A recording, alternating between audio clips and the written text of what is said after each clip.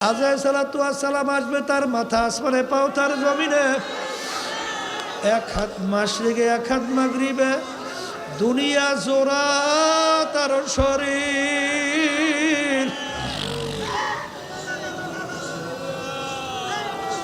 শরীরের ভিতরে লম্বা লম্বা কালো কালো কতগুলা পশম, নীল রঙের মতো দিঘির মতো দুইটা চক্ষু। বাজান, ওই কালো কালো লম্বা পশমের গোড়া দিয়ে আগুনের জিব্বা বাইরাইতে থাকবে। আরে ওদিকে দুনিয়ার জোড়া শরীর, ওদিকে নীল রঙের মতো দিঘির মতো চক্ষু দিয়া যখন তাকাইবে, নাফরমানের রুহু তো তার বের হইতে চাবে না। 360টা মাকামের ভিতরে পালাপালি করবে। আজরাইল সালাতু ওয়াস সালাম বলবে, ওরে খবিস, আহারে আজীবন, হারে দুনিয়ার ভিতরে স্বাধীনতা পাইয়া, আহারে আল্লাহ আল্লাহ, আমার মালিকের সমস্ত নেয়ামত ভোগ কইরা, আমার মাওলার দেওয়া নেয়ামত চক্ষু দিয়া দেখছো, আমার মালিকের দেওয়া নেয়ামত জবান দিয়া কথা বলছো, আমার মালিকের দেওয়া নেয়ামত ব্রেন দিয়া পড়াশোনা করছো, আমার মালিকের দেওয়া নেয়ামত ব্রেন দিয়া ব্যবসা বাণিজ্য করছো, আমার মালিকের দেওয়া নেয়ামত ব্যবসা বাণিজ্য করিয়া সম্পদ গুছাইছো, টাকা পয়সা গুছাইয়া বড় লোক হইছো, অমুক হইছো, তমুক হইছো। আমার মালিকের দেওয়া নেয়ামত খাইয়া তুই দুনিয়ায় বাঁচছ, আমার মালিকের হুকুম মানো নাই। আমার মালিকের হুকুম হয়ে গেছে তোকে ধৈর্য নেওয়ার জন্য। এই কথা বইলা যখন আজরাইল সালাতু ওয়াস সালাম ওই নাফরমান রুহটাকে খপ কইরা ধরবে, ধৈর্য যখন টান মারবে, কলিজার রগগুলা টাইনা টাইনা সেইরা নিয়ে চইলে যাবে। এখন আমার বাজানদেরকে বলবো, এখন তাকাইয়া দেখো, নাফরমান দেখবে জাহান্নামের দরজাগুলা টাস টাস কইরা খুইলা গেছে, জাহান্নামের আগুন ধাউ ধাউ কইরা জ্বলতেছে, জাহান্নামের সাপ বিচ্ছুগুলা গোড়াইয়া গোড়াইয়া নাফরমানের দিকে তাকাইয়া আছে। এই অবস্থা দেখে তো রুহু 360টা মাকামের ভিতরে পালাপালি করবে, রুহু তো তার বের হইতে চাবে না। এই জন্য আমার বাজানদেরকে বলবো, আর এই একটা জ্যান্ত খাসি বকরির চামড়া খুললে যেই কষ্ট, তার সে শতগুণ কষ্ট নাফরমানের রুহু কবজে। আল্লাহ আমাকে আমাদের সবাইকে মাফ করিয়ে দিয়ে। আল্লাহ আল্লাহ আল্লাহ ও আল্লাহ। আর যদি দিনদার হইয়া বাজান মৌতের বিছানায় শুইতে পারো, আরে মায়ের বুক যখন সন্তান দুধ পান করে, মায়ের দুধ বুকের থেকে বাইর হইয়া গেলে মা যেরকম অনুভব করতে পারে না, এরকম হারে মুমিন বান্দা বান্দীদের রুহু এইভাবে বের হইয়া যাবে। আপনি আমার জন্য, আমাদের সবার জন্য কবুল করে আল্লাহ, ইয়া আল্লাহ, আপনি আমাদের জন্য কবুল করে আনে। যেই মামলার তদবির নাই, সেই মামলার খালাস নাই। এই জন্য আল্লাহর ওলিদের ইতিহাস পড়লে দেখবে, তারা কিন্তু কাঁদতে কাঁদতে মাওলার কবরে গেলে, বাজান সাহাবায়ে কেরামরা কাঁদতে কাঁদতে মাওলার কবরে গেল, আল্লাহর ওলিরা কাঁদতে কাঁদতে মাওলার কবরে গেল। যেই মামলার তদবির নাই, তার কিন্তু খালাস নাই। যদি মুসলমান না হইয়া যদি মৌতের বিছানায় পাটখানা ভাসাও, এখন তাকাইয়া দেখো, তোমাকে 3টা কাপড় দিয়া প্যাঁচ দেবে, এরপরে বড়ই পাতা গরম কইরা তোমাকে গোসল করাইবে। স্বপ্নে রূপ দেখতে আসে, বলতে তো কিছু পারে না। এরপরে তোমাকে কাপড় পরাইয়া খাটের ভিতরে উঠাইয়া জানাজা নামাজ পড়াইয়া খাটের ভিতরে উঠাইয়া কান্দে করিয়া কবরে নিয়ে রওনা করবে। আর এখন বলে, ভাই তোমরা আমাকে কোথায় নিয়ে যাও? হে আমার সন্তান, তোমরা আমাকে কোথায় নিয়ে যাও?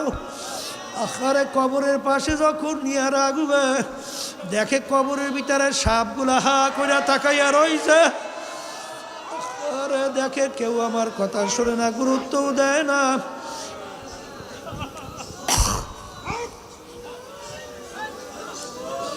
কবরের ভিতরে দুইজন লাফ দিয়ে নাইমে যাবে। এরপর ওকে ধরাধরি কইরা কবরের ভিতরে যখন নামাবে, আরে শেষ ব্যক্তি দোয়া করে যখন উঠবে, তখন আল্লাহু আকবার নাফরমানের রূহ খপ করে তার পা জড়াইয়া ধরবে। ভাই তোমার পা ধরছি, আমাকে একা রাইখা যাইও না। আল্লাহ আল্লাহ, কেউ তার কান্না শোনেও না, মায়াও লাগে না। এরপরে দেখতে আসে বাঁশের ছাউনি শুরু হয়ে গেল। এইবার বরফের পর বরফ দেওয়া শুরু হয়ে গেল। এরপরে মাটির পর মাটি,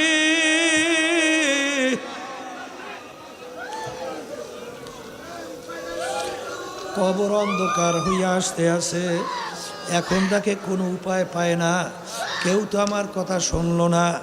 এখন দিক বিদিক হারাইয়া এখন আল্লাহকে ডাকে, আল্লাহ আল্লাহ আল্লাহ আল্লাহ। আমার মালিক বলবে, ওরে নাফরমান, দুনিয়ার ভিতরে স্বাধীনতা পাইয়া যেরকম তুই আমাকে ভুইলা গেছিলি, এইভাবে তোকে আমি ভুইলা গেলাম। তুই আমাকে ডাকবি, একবারও আর তোর ডাকে সারা দিব না। আল্লাহ রাব্বুল আলামিন বলে, হে কবরের মাটি, নাফরমান আমার সমস্ত নেয়ামত খাইয়া আমার হুকুম মানে নাই। এ কবরের মাটি দুই পাশ থেকে এমনভাবে চাপ মারো,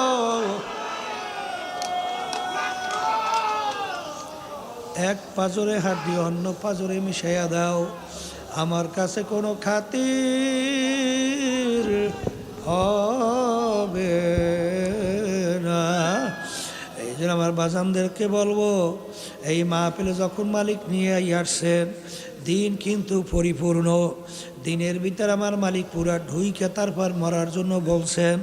বাজান, ভালো করে পরীক্ষা কইরা দেখো, যারা সহি তরিকার সঙ্গে জড়াইয়া আছে, দিন আর দিন আল্লাহর ফজরে তাদের দেল নেকের দিকে ঝুঁকতেছে, গুনার থেকে ফেরতেছে।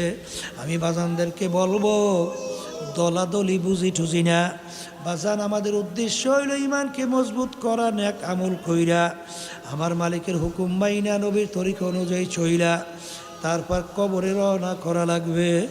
যাদের চরমনায়ের তরিকা ভালো লাগে আজকে তাওবার ভিতরে নিয়াত কইরেন, বর্তমান পীর সাহেব হুজুর চরমনাই তার কাছে মুরিদ হইয়া গেলাম।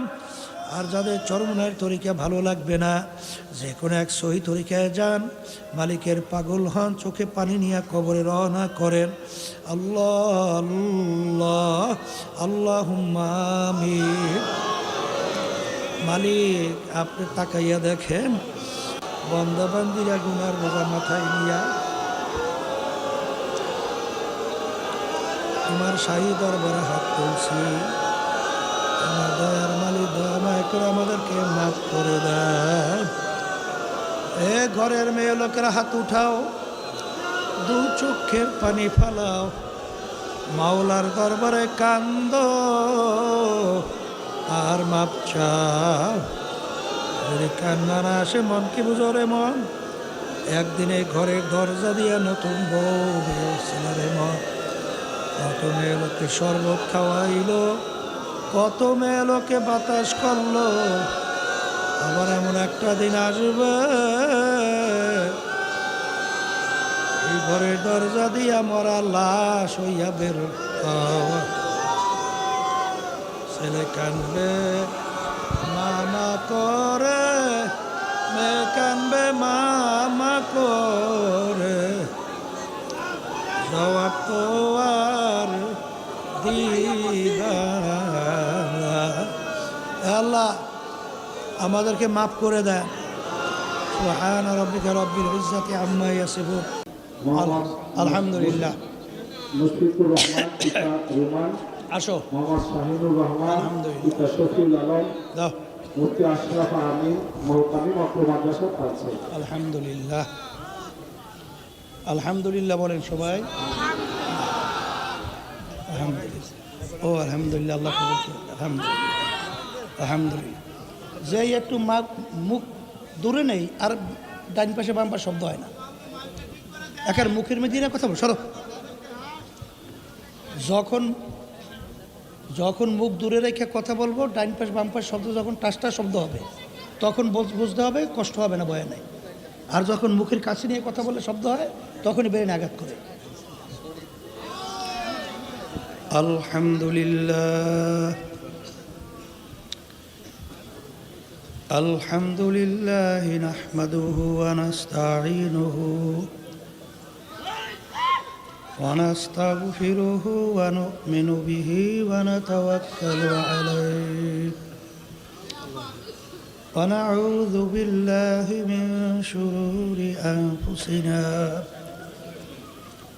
মান ইয়াহদিহিল্লাহু ফালা মুদিল্লা লাহু ومن يضلله فلا هادي له ونشهد أن لا إله إلا الله وحده لا شريك له ونشهد أن محمدا عبده ورسوله أما بعد فأعوذ بالله من الشيطان الرجيم بسم الله الرحمن الرحيم يا أيها الذين آمنوا صلوا عليه وسلموا تسليما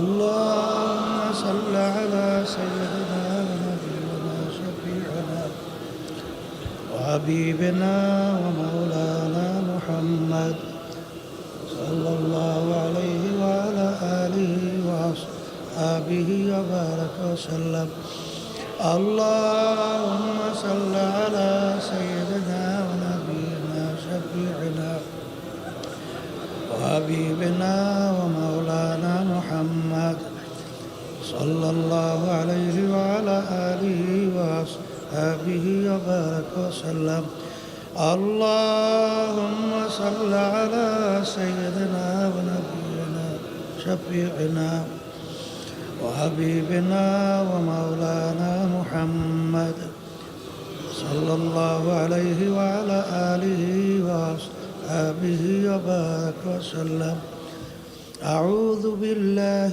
من الشيطان الرجيم بسم الله الرحمن الرحيم اليوم أكملت لكم دينكم وأتممت عليكم نعمتي ورضيت لكم الإسلام دينا صدق الله العلي العظيم শুকরিয়া আদায় করতেছি মহান রব্বুল আলমিনের দরবারে।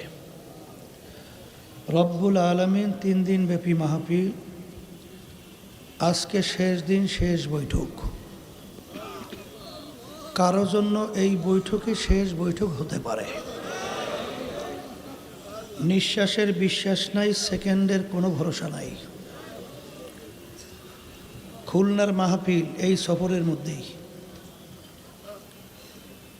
মাহফিলে আল্লাহর বান্দা আমাদের দায়িত্বশীল, মাত্র 35 না কত বছর বয়স। মাহফিল শেষে বাড়িতে গেল, বাড়িতে যাওয়ার পরে দরজায় নক করছে 2-3 বার, এরপরে আর দুনিয়াতে নাই। আসলে কে কোন সময় কিভাবে রওনা করবে এটা আমাদের কারো জানা নাই। আর এমন একটা ব্যাপার, একবার যদি দুনিয়ার থেকে কেউ বিদায় নিয়ে কবরে চলে যায়, দ্বিতীয়বার আর আসার কোনো সুযোগ নাই। আর দুনিয়া মাজরাতুল আখিরা, এই দুনিয়াটাই হলো যেই জিন্দিগির কথা বলা হলো রওনা করে গেলে ফেরত আসা যায় না, সেই জিন্দিগির সম্বল সম্পদ কামাই করার জায়গা।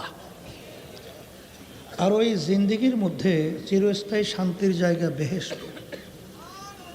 আমরা যেন যেতে পারি, জাহান্নাম থেকে যেন বাঁচতে পারি বা মুক্তি পাই, এই উদ্দেশ্যেই মাহফিলের ব্যবস্থা। মুজাহিদ কমিটি ঢাকা বিভাগ বহুত কষ্ট কইরা, বহুত অর্থ খরচ কইরা, দিন রাত্র চেষ্টা কইরা তারপর আপনাদের এই মাহফিলে সুন্দর ব্যবস্থা করছে। তাই সেখানে এই পিছনে মাঝখানে বসাই দাও, আচ্ছা একটু জায়গা করো। তাই যেই কথা বলতে চাইছিলাম, আসলে আমরা যারা মুসলমান তারা তো আল্লাহর উপরে ঈমান আনার কারণেই তো আমরা মুসলমান দাবি করি, কথা ঠিক না? মুসলমান একটা আরবি শব্দ, ইংরেজিতে বলে সারেন্ডার, বাংলা অর্থ হলো আত্মসমর্পণ। মুসলমানের পরিচয় দিতে যাইয়া কবি এক কথায় বুঝাইছিলেন, মুসলমানি বুয়াদ গরদান নেহাদান এনানে খুদবাদাস্তে খা জাদাদান। মুসলমান বলা হয় ঘোড়া যখন তার মুখের ভিতরে লাগাম লাগায়, লাগাম যখন সওয়ারির হাতে ছেড়ে দেয়, ঘোড়ার নিজের ব্যক্তিগত শক্তি বুদ্ধি চালাকি আর চলবে? সওয়ারি যেভাবে ঘোড়াকে চালাবে ওইভাবে চলার নামই হলো লাগাম লাগানো। আমরা যারা মুসলমান দাবি করি, আমরা সবাই কালিমা পড়ছি না? এর অর্থ কি? কালিমার লাগাম লাগাইছি। এখন কালিমার লাগাম লাগাইয়া কার হাতে ছাড়ছেন? মুসলমানের নিয়ম তো ছিল আল্লাহ এবং আল্লাহ রসুলের হাতে ছাড়বে। আল্লাহ এবং আল্লাহ রসুল আপনাকে আমাকে ব্যক্তিগত জীবন থেকে শুরু করে আন্তর্জাতিক জীবন পর্যন্ত সুরাতে সিরাতে পোশাকাতিতে কামাইতে খরচে এক কথায় সর্বক্ষেত্রে আপনাকে আমাকে আল্লাহ এবং আল্লাহর রসুল কিভাবে চলতে বলছেন, চালাতে বলছেন, ওইভাবে চলা ওইভাবে চালানোর নামই হলো মুসলমান, কথা ঠিক না? এখন মুসলমান সন্তান আমরা অনেকে মুসলমানের ঘরে জন্মগ্রহণ করার পরেও কিন্তু অনেকের কার্যক্রম চালচলন কথাবার্তা অবস্থার পরিপ্রেক্ষিতে দেখলে মনে হয় যে অনেকের মধ্যে মনে হয় যেন বিভিন্ন ধরনের সন্দেহের কাজ করে। জোরে বলেন, কথা ঠিক? এর ভিতরে এক সাইডে কিন্তু মুসলমান, তা মুসলমানের ঘরে জন্মগ্রহণ করার পরেও বস্তুবাদী। কিবাদী? বস্তুবাদী হইল তারা বলে যা দেখি না তা বিশ্বাসও করি না, নাউজুবিল্লাহ, কথা ঠিক কিনা? আর এক শ্রেণীর আছে এই সবই ঠিক আছে কিন্তু আশা আরও বাঁচবো, আরও অনেক কিছু করব, তারপর শেষ দিকে একটু তওবা করে ঠিক মতো আখেরাত কামাই করে কবরে যাব। কি কথা ঠিক কিনা? এই জন্য দেখবেন এক শ্রেণী আমার বাজাররা হজ ফরজ হয়েছে, হজে যায় না, এবং শুনছি অনেক এরকম ঘুষ সুদ খাইয়া তারপর বলে যে বুড়া বয়সে হজে যায়। বুঝলেন?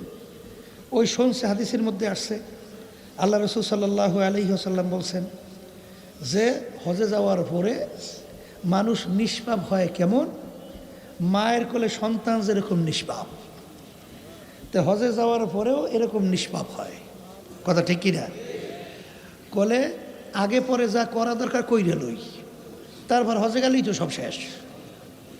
এই এক শ্রেণী আমার বাজানরা এরকম চিন্তা আছে না? নাই আছে না?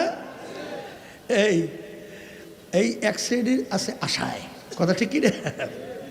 আর এক শ্রেণীর বর্তমানে মুসলমানের গর্বে জন্মগ্রহণ করিয়ে তারা আল্লাহ আছে বলে স্বীকারই করতে চায় না। জোরে বলেন নাউজুবিল্লাহ। এ বাংলাদেশেও অভাব নাই, বাংলাদেশেও অভাব। এখন আমার বাজানদেরকে বলবো, যারা পর্দা আলে মা বোনরা যারা শুনতেছেন, শোনেন, আমরা যারা ওলামায়ে কেরাম, আমরা যারা আমাদেরকে হুজুর বলেন, মনে করছেন আমরা কি একেবারে বোকা? আমরা ভালো মন্দ কিছু বুঝি না? না, সব আপনারা বুঝেন। আমরা তো ভালো মন্দ বুঝি, কথা ঠিক কিনা? আমরা ভালো করে চিন্তা ভাবনা করে দেখছি যে কোরআনুল কারীম আল্লাহ রাব্বুল আলামিন 1500 বছর আগে আল্লাহর হাবিব মুহাম্মদ রাসূলুল্লাহ সাল্লাল্লাহু আলাইহি ওয়াসাল্লাম তার উপরে নাজিল করছে। তা আল্লাহ রসুল সাল্লাল্লাহু আলাইহি ওয়াসাল্লাম তার মায়ের পেটে থাকা অবস্থায় আল্লাহ তার আব্বাকে দুনিয়া থেকে নিয়ে গেছিল। দুনিয়াতে আসার পরে বছর 6 বয়স আল্লাহ তার আম্মাকেও নিয়ে গেছে। ছোট 6 বছরের বাচ্চা, বাপ হারা মাহারা, দুনিয়ার কোনো শিক্ষকের কাছে আল্লাহ রসুল সাল্লাল্লাহু আলাইহি ওয়াসাল্লাম পড়ার কোনো সুযোগ আল্লাহ দেয় নাই। আল্লাহ কি দেয় নাই। এই জন্য দুনিয়ার দিক থেকে দেখবেন আল্লাহ রসুলকে বলা হয় উম্মি। আল্লাহ রসুল সাল্লাল্লাহু আলাইহি ওয়াসাল্লাম নিজের দস্তখতও করতে জানতেন না, সাইন তাও জানতেন না। তাহলে প্রমাণ রাখতেন কীভাবে? আল্লাহর হাবিবের আঙ্গুল মোবারকের ভিতর আংটি মোবারক দিয়ে সিল মারত। কথা ঠিক না? তা আল্লাহ রাব্বুল আলামিন তাকে দুনিয়ার কোনো শিক্ষায় শিক্ষিত হইতে দেয় নাই কেন? হয়তোবা এই দুনিয়াদাররা বলার সুযোগ পেত। লোকটা মেধাবী ছিল, খুব ব্রেনি ছিল, খুব উঁচু মাপের শিক্ষিত ছিল, পণ্ডিত মানুষ ছিল, কোরআন কারীম নিজে লিখে লইছে। এইটা বলার যেন সুযোগ না পায়, এই জন্য আল্লাহ রাব্বুল আলামিন তাকে দুনিয়ার কোনো শিক্ষায় শিক্ষিত হতেও দেয় নাই। আর আল্লাহ রাব্বুল আলামিন সরাসরি আল্লাহ রসুল সাল্লাল্লাহু আলাইহি ওয়াসাল্লামকে শিক্ষা দিয়েছে। এই জন্য আল্লাহ রসুল বলছেন আল্লামানি রব্বি ফা আহসানা তালিমি। স্বয়ং রব্বুল আলামিন আমাকে শিক্ষাদান করছে। শিক্ষাটা কত উত্তম শিক্ষা! ও আদ্দাবানি রব্বি ফা আহসানা তাদিবি। আমার মালিক আমাকে আদব শিক্ষা দিয়েছে। আদবটা কত উত্তম আদব! তাহলে স্বয়ং রব্বুল আলামিন তার উস্তাদ আল্লাহর হাবিবের। কথা ঠিক না বেটি? তা আল্লাহ রসুল সাল্লাল্লাহু আলাইহি ওয়াসাল্লামের উপরে 30 পারা কোরআনুল কারীম নাজিল হলো। সেখানে আল্লাহ রাব্বুল আলামিন চ্যালেঞ্জ করে বললেন জালিকাল কিতাব লা রাইবা ফি। এই যে কিতাব দেখো, কোনো ভুল সন্দেহ বলতে কিছু নাই। আরবের কাফেরা আরবি ভাষী ছিল, তারা কোরআনুল কারীম বুঝত। কারণ কোরআনুল কারীম নাজিল হয়েছে কোন ভাষায়? আরবি ভাষায়। তাহলে আরবের কাফেরা তো আরবি বুঝত, তারা তো কোরআনুল কারীম ভালোই বুঝত। কিন্তু তারা কিন্তু বহু চেষ্টার পরেও কোনো ভুল বের করতে পারছিল? পারে নাই। এরপরে যত দুনিয়ার থেকে বৈজ্ঞানিক দার্শনিক ইসলাম বিদ্বেষী চক্র যত গেল, তারা ভুল বের করতে পারছে? তারাও পারে নাই। এখন বর্তমানে তামাম দুনিয়ার ভিতরে নাস্তিকদের দলের অভাব আছে? মুসলমানদের শত্রুর অভাব আছে? ইসলামের শত্রুর অভাব আছে? তোরা মুসলমানদেরকে মারার জন্য এই আমেরিকা দেখেন, এবং এই পাশ্চাত্য দেশগুলো শুয়ারের চেয়েও খারাপ। ওরা যে ফিলিস্তিনের মুসলমানদের উপরে, আমার মা বোনদের উপরে, বাচ্চাদেরকে যেভাবে এই জুলুম নির্যাতন করিয়া হত্যাযজ্ঞ চালায়, এত তো কোনো দরকার নাই। মুসলমানদেরকে ধ্বংস করার জন্য, শেষ করার জন্যে তোরা সবাই একত্রিত হ। পারলে কোরআন কারীমে একটা ভুল বের করে দেখা। কি জোরে বলেন, কথা ঠিক কি রে? কিন্তু কোরআন কারীমে ভুল বের করতে পারছে? পারবে কোনো দিন? বরঞ্চ যারাই কোরআন কারীম নিয়ে রিসার্চ চেষ্টা করে, তারাই কিন্তু কালিমা পড়ে মুসলমান হয়ে যায়। কারণ কোরআন কারীমের ভিতরে এই বর্তমান আধুনিক যুগের আবিষ্কার তাও মিলেই দেখে কোরআন কারীম যা বলছে সব ঠিক, এবং যা যা যেখানে যেভাবে বলছে সব ঠিক। কিছুদিন আগেও আমেরিকার এক মহিলা, খুব বড় উচ্চ শিক্ষিত, সূরা নামল নিয়ে যখন নাকি রিসার্চ করলো, সে দেখেন যে কোরআন কারীমে যা যা বলছেন হুবাহু 100 বার সব মিলে গেছে। এইবার তিনি কালিমা পড়ে মুসলমান হয়ে গেছে। বারবার বলা হয়, কয়েক বছর পূর্বে ওই যে আমেরিকার আপনার খ্রিস্টানদের ধর্মযাজক বাইবেল শাস্ত্রের উপরে পাণ্ডিত্য অর্জন করছে, তিনিও যখন রিসার্চ করছেন, কিছুদিন আগে কালিমা পড়ে মুসলমান হয়ে গেছে। আমাদের পাশের রাষ্ট্র ভারত, শিবশক্তি মহারাজ, তিনি অনেক ভাষার উপরে ডক্টরেট ডিগ্রি, 12 ভাষার উপরে পাণ্ডিত্য অর্জন করছে। তিনি সব ভাষা সম্পর্কে তার অভিজ্ঞতা আছে। তিনিও রিসার্চ করার পরে কালিমা পড়ে মুসলমান হয়ে গেছে। এইভাবে যারাই কোরআন কারীম নিয়ে রিসার্চ করে, তারাই কিন্তু কালিমা পড়ে কি হয়? মুসলমান। কিন্তু এক শ্রেণীর মুসলমান, আমার ভাইরা, পর্দা আলে মা বোনেরা, তাদের কোন শয়তানে ধরছে আল্লাহ ভালো জানে। কথা বুঝছে? এরা কোরআনুল কারীম নিয়ে, মুসলমান নিয়ে, ইসলাম নিয়ে এরা টিটকারি মারে। বাংলাদেশে ভিতরে দেখছেন আফসোস যে আমি অনেক সময় বলি যে অনেকে কিন্তু ইসলামের মূল্যবোধ বলে, কিন্তু এরা আবার বলে যে আমরা শরিয়া আইন মানি না, বলে না? আবার মৌলবাদীরা ক্ষমতায় আসে না, কোনোদিন আসার সম্ভাবনাও নাই। কথা ঠিক না ভাই? ঠিক। মৌলবাদী কাকে বলে? যারা মূলের উপরে চলে, এদেরকে তো বলে মৌলবাদী। ওই হিন্দু মৌলবাদ কয় না ভারতে?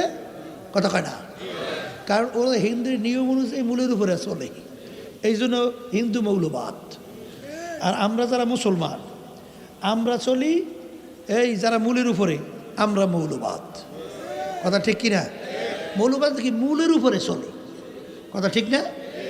আমি আমার ভাইদেরকে বলবো, পর্দালে মা বোনরা যারা শুনতেছেন, শোনেন, এই কথার মাধ্যমে সংক্ষেপে আমি কি বুঝাতে চাই? কোরআনুল কারীম সত্য। আসতে কয় কোরআনুল কারীম সত্য। ওই কোরআনুল কারীম থেকে আমি আপনাদের সামনে যে আয়াত শরীফ তেলাওয়াত করেছি, আয়াতের ভিতরে আল্লাহ হাবিব সাল্লাল্লাহু আলাইহি ওয়াসাল্লাম জাবালে রহমতের গোড়ায় তার বাহনের উপরে দাঁড়াইয়া প্রায় 100 লক্ষ সাহাবাই কেরামদের উপস্থিতিতে এই আয়াত শরীফ তেলাওয়াত করছেন। আল ইয়াউমা আকমালতু লাকুম দীনাকুম ওয়া আতমামতু আলাইকুম নি'মাতি ওয়া রাদিতু লাকুমুল ইসলামা দীনা। আল্লাহ হাবিব সাল্লাল্লাহু আলাইহি ওয়াসাল্লাম বলেন, আজকে এই দিন বা ইসলাম পরিপূর্ণ হয়ে গেল। সবাই বলেন আলহামদুলিল্লাহ। তাহলে দিন পরিপূর্ণ, এর অর্থ কি এর ভিতরে বাড়তি কমতি আর কোনো দিক নাই, আসবেও না। কারণ নবী কি আবার আসবে না? শেষ নবী। মুখ খুললে বললেন, কারণ এটা বলতে হইবে। বর্তমানে একদল বাইরেছে কাদিয়ানি, এরা কিন্তু বলে গোলাম মোহাম্মদ কাদিয়ানি বলে আবার এখন নবী, জোরে কেন নাউজুবিল্লাহ, এরকম আছে না? এই জন্য বলতে হবে এই নবী হলো শেষ নবী, আর কোনো নবী আসবে না। তাহলে নবী আসবে না, কোরআনুল কারীম দ্বিতীয়বার আর নাযিল হবে? তাই যদি নাই হয় তাইলে দিন পরিপূর্ণ, এর ভিতরে কোনো আর কোনো বাড়তি কমতি আর কোনো দিক নাই, আসবেও না। কথা ঠিক কিনা? আচ্ছা, এইটা তো পাইলাম। এখন ওই সত্য কোরআনুল কারীমের ভিতরে আল্লাহ রাব্বুল আলামিন অন্য আয়াতে বলেন, ইয়া আইয়ুহাল্লাযীনা আমানু উদখুলু ফিস সিলমি কাফা। হে ঈমানদারেরা, যারা আমার উপরে ঈমান আনছো, যারা আমাকে বিশ্বাস করো, আখেরাতকে বিশ্বাস করো, বেহেশত ও জাহান্নামকে বিশ্বাস করো, যারা ফেরেশতা সহ এই যে ঈমান আনার যে কতগুলো ব্যাপার আছে, আসমানি কিতাবকে বিশ্বাস করো, এখন তোমরা দিনের ভিতরে পুরাপুরিভাবে ঢুইকা যাও। কে বলছে? না আমি বলছি? তাহলে দিন পরিপূর্ণ, দিনের ভিতরে পুরা ঢোকার জন্য আল্লাহ বলছেন কাদেরকে? বলেন ঈমানদারদেরকে। কথা ঠিক কিনা? এখন আমার ভাইদেরকে বলবো, পর্দা আলে মা বোন যারা শুনতেছেন, আল্লাহর এই হুকুম মানা লাগবে না? এই আয়াতের শানে নজুল সবসময় মনে রাখেন, সব সময় এই আয়াতের শানে নজুল দেখবেন। আব্দুল্লাহ ইবনে সালাম রাদিয়াল্লাহু তাআলা আনহু, তার শানে এই আয়াত নাযিল হয়েছিল। আব্দুল্লাহ ইবনে সালাম রাদিয়াল্লাহু তাআলা আনহু প্রথম বয়সে ইহুদি ধর্মের লোক ছিল, পরবর্তীতে মুসলমান। ইহুদি ধর্মের মধ্যে ধর্মীয় উটের গোশত খাওয়া ছিল হারাম। যেমন আমাদের মুসলমান ধর্মের ভিতরে কুত্তার গোশত খাওয়া কি হারাম? আচ্ছা বলেন তো, খুব উন্নত মানের বাবুর্চি দিয়া, উন্নত মানের মশলা দিয়া কেউ যদি কুত্তার গোশত পাক করে নিয়ে আসে, এখানে কারা আছেন বৈশা যে কুত্তার গোশত খাইতে পারবেন? পারবেন? খাওয়া তো দূরের কথা, ও সামনে আমলেই বমি। কারণ কি?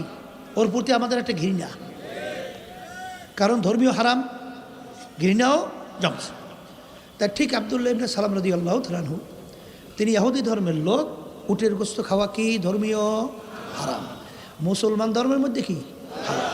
তিনি যখন মুসলমান হয়ে গেল, এখন উটের গোশত তো হালাল, কিন্তু ঘৃণা তো যায় নাই, কথা বলে না।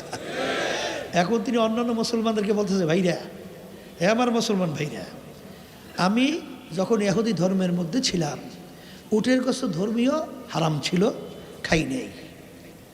এখন মুসলমান ধর্মের মধ্যে উটের গোস্ত খাওয়া হালাল, আমি ওটাকে হালাল জানি, বলেন ওটাকে আমি হালাল জানি, কিন্তু যেহেতু কোনো দিন খাই নাই এই জন্য আমার খাইতে একটু ঘৃণা লাগে। তোমরা খাও, হালাল কিন্তু জানছে, বলেন বলেন হালাল কিন্তু জানছে, খাইতে কি লাগে?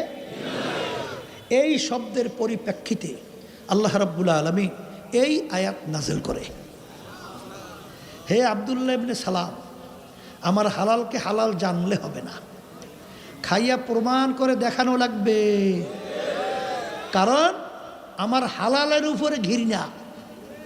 শব্দটা কি? আমার হালালের উপরে ঘৃণা। শোনেন, আমরা এখানে অনেক আছি জীবনে উটের গোস্ত খাই নেই, এই জন্য আল্লাহ কি আমাকে ধরবে, আমাদেরকে ধরপাকড় করবে? এই উটের গোস্ত না খাইয়ে আসছস কেন বলবে? কেন বলবে না? পাইও নাই খাইও নাই, পাইলে সারাসারি নাই। জোরে বলে কথা ঠিক কিনা? হালালের উপরে ঘৃণা নাই। আব্দুল্লাহ ইবনে সালাম রাদিয়াল্লাহু তাআলা আনহু হালাল জানছে কিন্তু একটু ঘৃণা। এই শব্দের পরিপ্রেক্ষিতে আল্লাহ রাব্বুল আলামিন এই আয়াত নাযিল করে, আমার হালালকে হালাল জানলে হবে না, খাইয়ে প্রমাণ করে দেখানো লাগবে, নাহলে এই মুসলমানিতে আমার দরবারে কোনো কাজ হবে না। এখন আমার ভাইদেরকে বলবো, পর্দার আড়ালে মা বোনদেরকে বলবো, এতটুকু ব্যাপারে যদি আল্লাহ রাব্বুল আলামিন এই আয়াত নাযিল করে, তাইলে আমার বাজানদেরকে বলবো দিন পরিপূর্ণ। দিন কি? আর পুরা দিনের ভিতরে আল্লাহ ঢোকার জন্যে বলছে। আমার আব্বাজান রহমাতুল্লাহি আলাই চরমনের জমিনে ঘুমায় আস, আল্লাহ তার দরজা বেহেশত বলন্দ করে দেয় আল্লাহুম্মা, এবং তার রুহানি ফয়জ ও বারাকাত আমাদেরকে আল্লাহ নসিব করুন। আব্বাজান রহমাতুল্লাহি আলাই তিনি বলতেন যে আল্লাহর বান্দারা, আমার কবরে আমি যাব, তোমার কবরে তোমরা যাবা। আল্লাহ বলছেন দিনের ভিতরে পুরা ঢোকু, নাহলে মুসলমানিতে কোনো কাজ হবে না। মাইকটা মোরামারি করতে মানা করতে আগেই তো ভালো ছিল, ওইটার সরাই দিতে হয় না, একটু আগে কত সুন্দর আছিল, আবার ঘুরে শুরু করছে। তাই যেই কথা বলতে চাইছিলাম, যে আব্বাজান রহমাতুল্লাহি আলাই বলতেন যে আমার মধ্যে দিনের যদি কোনো একটা অংশ কমতি থাকে, দয়া মায়া করে আপনারা আমাকে ধরাইয়া দেন। কি পুরান মুজাহিদ মনে আছে? কথা ভালো করে বুঝছেন? কারণ আল্লাহ বলছেন পুরো মুসলমান এবং দিনের ভিতরে পুরা না ঢুকে আইসো না। তা আমি পুরা দিনের ভিতরে ঢুকে পূর্ণ মুসলমান হয়ে কবরে যাইতে চাই। এই ক্ষেত্রে যাই আব্বাজান রহমাতুল্লাহি আলাই তিনি কিন্তু রাজপথে রাজনীতিও করছে না? তখন কিন্তু অনেক চরমনের মুজাহিদরা বুঝেও নাই। আমার মনে আছে হাফিজ হুজুর রহমাতুল্লাহি আলাই যখন নির্বাচন করছিলেন, বা এর পরে কোন নির্বাচনে যায় আমার স্মরণ আছে, আব্বাজান রহমাতুল্লাহি আলাই বলছিলেন যে এখন ইসলামের পক্ষে ডাক আসছে, আমি ঘরে বসে থাকতে পারবো না, আমি আমার সাধ্য অনুযায়ী আমি চেষ্টা করব ইসলামের পক্ষে শক্তি বাড়াবার জন্য। তিনি নামার পরে অনেক চরমনের মুজাহিদরা মন্তব্য করছে, শুনছি, আমার সঙ্গে না, শুনছি, করে হুজুরের কাছে মুরিদ হইছি, আখেরাতের ব্যাপারে হুজুরে বোঝে, দুনিয়ার ব্যাপারে হুজুরে বোঝে এত। এবারে আমরা হলে তার ব্যাপারে অনেক বিজ্ঞ, অনেক বেশি বুঝি। হুজুরের কাছে গেছিল আখেরাত পাওয়ার জন্য, দুনিয়ার ব্যাপারে তার কাছে যাইনি। ওই মাহফিলে চরমনের ময়দান প্রায় খালি, অনেক বুঝাই যাই নাই, কি যাইয়ে বলবে।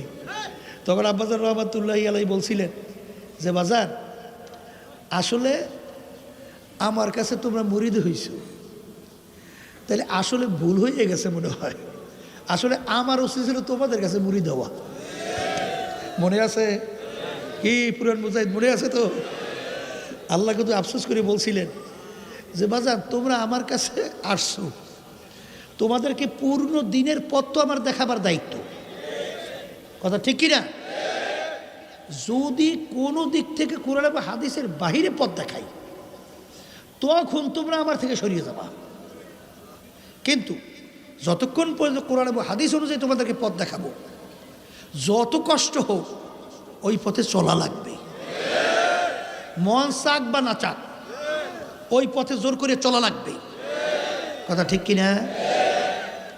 এখনো কিন্তু এক শ্রেণী আমার বাজান রাজ করে, হুজুররা আবার রাজনীতি করে কা? কথা ঠিক কিনা? আবার অনেকে শুনছি কলে সর্বনাই আগে ভালোই আছে, এখন ওই রাজনীতি মাঠে নামে খারাপ হয়ে গেছে। নাউজুবিল্লাহ করে, বলে কি বলে না? আমার বাজানদেরকে সংক্ষেপে বলবো, পর্দালে মা বোনরা যারা শুনতেছে, কথা বেশি লাম্বা টাম্বা না।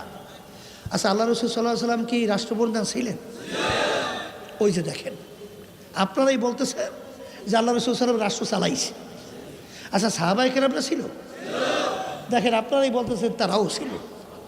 আচ্ছা, তাইলে আল্লাহ হাবিব সাল্লাল্লাহু আলাইহি সাল্লাম যেই কাজটা করছেন, সাহাবায়ে কেরামরা যেই কাজটা করছেন, সেই কাজটা কি আমাদের করা লাগবে? হ্যাঁ। এখন আমার ভাইদেরকে বলবো, হ্যাঁ, কেউ যদি বলে যে এই প্রচলিত মানব রচিত কুফরি তন্ত্রমন্ত্র, আজকে হাইকোর্টে গেছিলাম, সেখানে আমাদের আইনজীবী পরিষদের তারা একটা সম্মেলন করছে, এই প্রথম গেছে, ওখানে আর যাইনি। যাওয়ার পরে দেখলাম অনেকেই আসছে। তখন আমি বললাম যে শোনেন, সৃষ্টি যার আইন হবে তার, একের প্রথম শুরু করছি। কথা ঠিক না? ঠিক। তখন বলতেছিলাম, সর্বনাইতে মনে পড়ছে আমার, একজন ওই আওয়ামী লীগ করে আর কি, অনেক আগে, সে আমায় সেখানে বলতেছে, হুজুর আল্লাহ রাব্বুল আলামিন যেরকম যেরকম বলছে সবই আল্লাহর হুকুম অনুযায়ী চলার চেষ্টা করি, কিন্তু হুজুর রাষ্ট্র চালানোর ব্যাপারে আমরা একটু এই ধর্মনিরপেক্ষতাবাদ বা পরিচালিত গণতন্ত্র, হুজুর এই অনুযায়ী একটু চলি, এতে কোনো সমস্যা আছে? এইটা আমাকে বলে। তখন আমি বলতেছি, তোমাকে একটা প্রশ্ন করি, তাইলে অন্যান্য সব ব্যাপারে আল্লাহ রাব্বুল আলামিন মানে পারে, সব ব্যাপারে আল্লাহ পারে, কিন্তু রাষ্ট্র পরিচালনার ব্যাপারে এখানে আল্লাহ অপারক, এখানে আল্লাহ পারে না।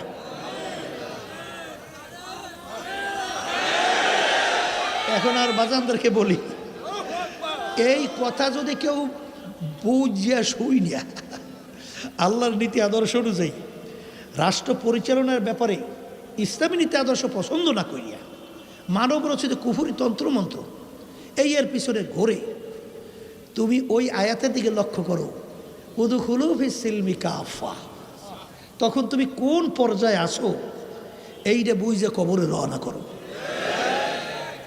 দিয়ে, আর ভুল না পড়লে সোজা হইয়া কবরে যাইয়েন। বলেন কথা ঠিক না? বে ঠিক। উদখুলু ফিস সিলমি কাফা, পুরোপুরি দিনের ভিতরে ঢোকো, কিছু মানছো কিছু মানো নাই, পুরা মুসলমান হইতে পারো নাই। কথা ঠিক কিনা? শোনেন, আল্লাহ রাব্বুল আলামিন আমাদেরকে হুকুম করছেন আকিমুস সালাহ, এই জন্য আমরা নামাজ পড়ি না। কথা কয় না? আল্লাহ রাব্বুল আলামিন বলছেন কুতিবা আলাইকুমুস সিয়াম, তোমাদের রমজান মাসে রোজা আমি ফরজ করছি, এই জন্য আমরা রোজা রাখি না। কথা বলে না? আচ্ছা, যাকাত দেওয়ার জন্য কে হুকুম করছে? হজ ধনী হলে আদায় করার জন্য কে হুকুম করছে? এগুলো মানি কার হুকুম? তাই যেই মালিক আমাদেরকে নামাজের হুকুম করছেন, রোজার হুকুম করছেন, অন্যান্য এবাদতের হুকুম করছেন, সেই মালিকই তো কোরআনুল কারীমের ভিতরে কি বলছেন? আকিমুদ্দিন, তোমরা দিনকে প্রতিষ্ঠা করো। দিনকে, দিন প্রতিষ্ঠা মানে কি? নিজে ব্যক্তি আমল করলেই হবে না, পরিবার পরিজন সমাজ রাষ্ট্রের মধ্যে তামাম দুনিয়ার ভিতরে আন্তর্জাতিকভাবে দিন প্রতিষ্ঠার জন্যে তোমার সাধ্য অনুযায়ী তুমি চেষ্টা করো। কথা ঠিক কিনা? তাহলে ওইটা আমরের শিখা, ওইটা আমরের হুকুম, আর এইটা বুঝি আমর না। কথা কয় না? তাহলে এই ব্যাপারে আপনি চেষ্টা করবেন না, তাইলে আপনি কি পূর্ণ দিনের ভিতরে ঝামেলা আছে না? না নাই। এই জন্য আমার ভাইদেরকে বলবো, পর্দালে মা বোনরা তারা শুধু এইটা নিয়ে ঝামেলাটা বেশি, এই জন্য একটু বলতেছি, অনেকে আবার বিরক্ত হইয়েন না, কারণ এখানে আমরা আসছি দিন সম্পর্কে জানার জন্যে। তা দিন সম্পর্কে এইটা না না বলতে বলতে এখন আমাদের বিভিন্ন চিন্তার ব্যবধানতা এসে গেছে। এটা বলতে হবে, এটা দিনের একটা অংশ। কথা ঠিক কিনা? আচ্ছা, আপনি যে কথা বলেন যে প্রায় 550-র উপরে আয়াত আছে যেটা রাষ্ট্র পরিচালনার ব্যাপারে, এই আয়াতগুলো আপনি বাস্তবায়ন কেমনে করবেন? হ্যাঁ, কেমনে করবেন আপনি? এই জন্য আমার বাজানদেরকে বলবো, পর্দা আলে মা বোনরা যারা শুনতেছেন, তাই যেই কথা বলতে চাইছিলাম, বলছি উদুখুলু ফিস সিলমি কাফা, তাহলে তোমরা পুরাপুরি দিনের ভিতরে কি ঢোকো। আর আল ইয়াউমা আকমালতু লাকুম দীনাকুম, দিন পরিপূর্ণ। এখন দিন কাকে বলে এইটা আমার জানার পরে আবার বলছি, অনেক নতুন বাজানরা আছেন, পর্দালে মা বোনরা আছেন, দিনের ভিতরে আল্লাহ পুরো ঢুকতে বলছেন এবং দিন পরিপূর্ণ। ওই যে আল্লাহ রাসূল সাল্লাল্লাহু আলাইহি ওয়াসাল্লাম সাহাবায়ে কেরামদেরকে নিয়ে মজলিসে বসা, ওমর রাদিয়াল্লাহু তাআলা আনহু তিনি ওই মজলিসের মধ্যে ছিলেন। এক ব্যক্তি আসছে, সাহাবায়ে কেরামরা বলতেছেন ব্যক্তিকে আমরা কেউ চিনি না, ব্যক্তি মদিনা শরীফের লোকও না, যদি মদিনা শরীফের লোক হতো আমরা চিনতাম। ব্যক্তি মুসাফিরও না, মুসাফির যদি হতো তাহলে কিছু আলামত চিহ্ন তার সঙ্গে থাকতো, এরকম কোনো আলামত চিহ্ন নাই। ব্যক্তি পরনের ভিতরে পোশাকাদি সাদা দবদবে, একেবারে পরিপাটি, মাথার ভিতরে চুলগুলো কালো বিছবিছে, একেবারে সাজানো গোছানো। তাইলে ব্যক্তি গাইসা সরাসরি যাইয়া আল্লাহ রাসূল সাল্লাল্লাহু আলাইহি ওয়াসাল্লামের হাঁটু মুবারক এসে হাঁটু মুবারক মিশেই বসছে। অন্য রায়াতের ভিতরে আসছে আল্লাহর হাবিবের 2 হাঁটুর উপর হাত রাখছে। কথা ঠিক না বে ঠিক? হাদিস সহি না গায়রে সহি? কথা কয় না? হ্যাঁ, এখন আল্লাহ রাসূল সাল্লাল্লাহু আলাইহি ওয়াসাল্লামের সঙ্গে হাঁটু বরাবর যখন মিশিয়ে বসছেন, বসার পরে সাহাবায়ে কেরাম দেখতেছেন ব্যাপার কি, এই ব্যক্তি কে, এত বড় সাহস আল্লাহর হাবিবের সঙ্গে ঢেসে দিয়ে বসছে। তাহলে বোঝা গেল ব্যক্তি আল্লাহ রসুলের সঙ্গে আগেই পরিচয় আছে। কারণ পরিচয় ব্যক্তি ছাড়া, চেনা ব্যক্তি ছাড়া কেউ আপনার ভিতরে গাড়ির ভিতরে ডইলে ঢেসে বসতে পারে? তাহলে আগে থেকেই পরিচয় আছে। আগন্তুক ব্যক্তি 3টা প্রশ্ন করছে আল্লাহ রসুল সাল্লাল্লাহু আলাইহি ওয়াসাল্লামকে। এর ভিতরে একটা প্রশ্ন যে মাল ঈমান ইয়া রাসূলুল্লাহ, আল্লাহ রসুল সাল্লাল্লাহু আলাইহি ঈমান কাকে বলে? ঈমানের সঙ্গে আল্লাহ হাবিব বললেন, বলার পরে ওই প্রশ্নকারী বলতেছে সাদাকাতা ইয়া রাসূলুল্লাহ, আল্লাহ রাসূল সাল্লাল্লাহু আলাইহি ওয়াসাল্লাম আপনি সত্য বলছেন। তখন সাহাবায়ে কেরাম আরও আশ্চর্য হয়ে গেল যে ব্যাপার কি, প্রশ্নকারী প্রশ্ন করে না জানলে জানার জন্যে, কিন্তু প্রশ্নকারী প্রশ্ন কইরা উত্তর শোনার পরে প্রশ্নকারী বলতেছেন ঠিকই বলছে। এর অর্থ কি? তাহলে প্রশ্নকারী আগে থেকেই প্রশ্নের উত্তর জানে। কথা বলে না? দ্বিতীয় প্রশ্ন, মাল ইসলাম ইয়া রাসূলুল্লাহ সাল্লাল্লাহু আলাইহি ওয়াসাল্লাম, আল্লাহ রসুল ইসলাম কাকে বলে? আল্লাহ রসুল সাল্লাল্লাহু আলাইহি ওয়াসাল্লাম বিভিন্ন আমলের কথা বললেন, আল্লাহ রসুল ঠিকই বলছেন। 3 নম্বর প্রশ্ন, মাল ইহসান ইয়া রাসূলুল্লাহ, হুজুর ইহসান কাকে বলে? আল্লাহ রসুল সাল্লাল্লাহু আলাইহি ওয়াসাল্লাম বলেন, আনতা আবুদাল্লাহ কাআন্নাকা তারা ফা ইল্লাম তাকুন তারা ফা ইন্নাহু ইয়ারা, এমনভাবে তোমরা আল্লাহর ইবাদত করো গোয়াকে মনে হয় যেন আল্লাহকে দেখতেছো। ওই অবস্থা ভিতরে তৈরি না হলে অন্তত এতটুকু খেয়াল করো, যদিও নাকি আল্লাহকে দেখি না কিন্তু আল্লাহ তো আমাকে দেখে। এই 2 অবস্থার বাহিরে কোনো ইবাদত কবুল হবে না। বলেন ইবাদতের অবস্থা কয়টা? সবাই মুখ খুলে বলেন কয়টা? হয়তোবা আল্লাহকে দেখতেছি অথবা আল্লাহ আমাকে দেখতেছে। এই 2 অবস্থার বাইরে কোনো ইবাদত কবুল হবে না। নামাজও কবুল হবে না, রোজাও কবুল হবে না, অন্য হজ সহ অন্য ইবাদত কবুল হবে না। হয়তোবা আল্লাহকে দেখতেছি, বলেন বলেন, অথবা আল্লাহ আমাকে দেখতেছে। এক শ্রেণী বর্তমানে কিন্তু আছে এই যে তাসাউফ, এটা কিন্তু অস্বীকার করে। ইহসান এমনে মানতেই চায় না। কথা ঠিক না? ঠিক। ইবাদতের ভিতরে অবস্থান কয়টা? 2টা না? কয়টা? একটা বাহ্যিক, একটা বিতর্কত।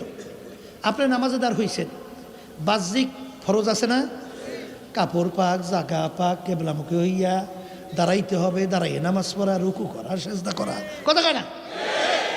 এই এই যেখানে জোরে তেলাওয়াত জোরে করা, সহিভাবে তেলাওয়াত করা, কি আছে না ভাই? এইটা হলো বাহ্যিক। এটা কি? আর নামাজের ভিতরে খুশু খুশু হুজুরি কল, এইটা কি? গোপনীয় আমল। এটা কি? আল্লাহ রাসূল সাল্লাল্লাহু আলাইহি ওয়াসাল্লাম কি বলেন? লা সলাতা ইল্লা বিহুজুরিল কলব। যেই নামাজের ভিতরে হুজুরি কলব থাকবে না, খুশু খুজু থাকবে না, সেই নামাজ তুমি পড়বা ঠিকই, নামাজ হবে না, কথা কয় না? তাইলে ইবাদতের অবস্থা কয়টা? আবার কর না, এই দুই অবস্থার বাইরে কোনো ইবাদত গ্রহণযোগ্য হবে হবে না। তাহলে এখন কি পাইলেন? ঈমান, ইসলাম, ইহসান, এই তিনটে জিনিস যখন বললেন, আগন্তুক ব্যক্তি চলে গেছে। কি করছে? চলে গেছে। আল্লাহ রাসূল সাল্লাল্লাহু আলাইহি ওয়াসাল্লাম বলেন সাহাবায়ে কেরামদেরকে, এই ব্যক্তিকে তোমরা কেউ চেনো? সাহাবায়ে কেরামরা বলতেছেন, হে আল্লাহ রাসূল সাল্লাল্লাহু আলাইহি ওয়াসাল্লাম, আমরা ব্যক্তিকে চিনি না, আমরা ব্যক্তিকে চিনি না। তখন আল্লাহ রাসূল সাল্লাল্লাহু আলাইহি ওয়াসাল্লাম বলেন, জিবরাইলু আতাকুম লিউআল্লিমাকুম দীনাকুম।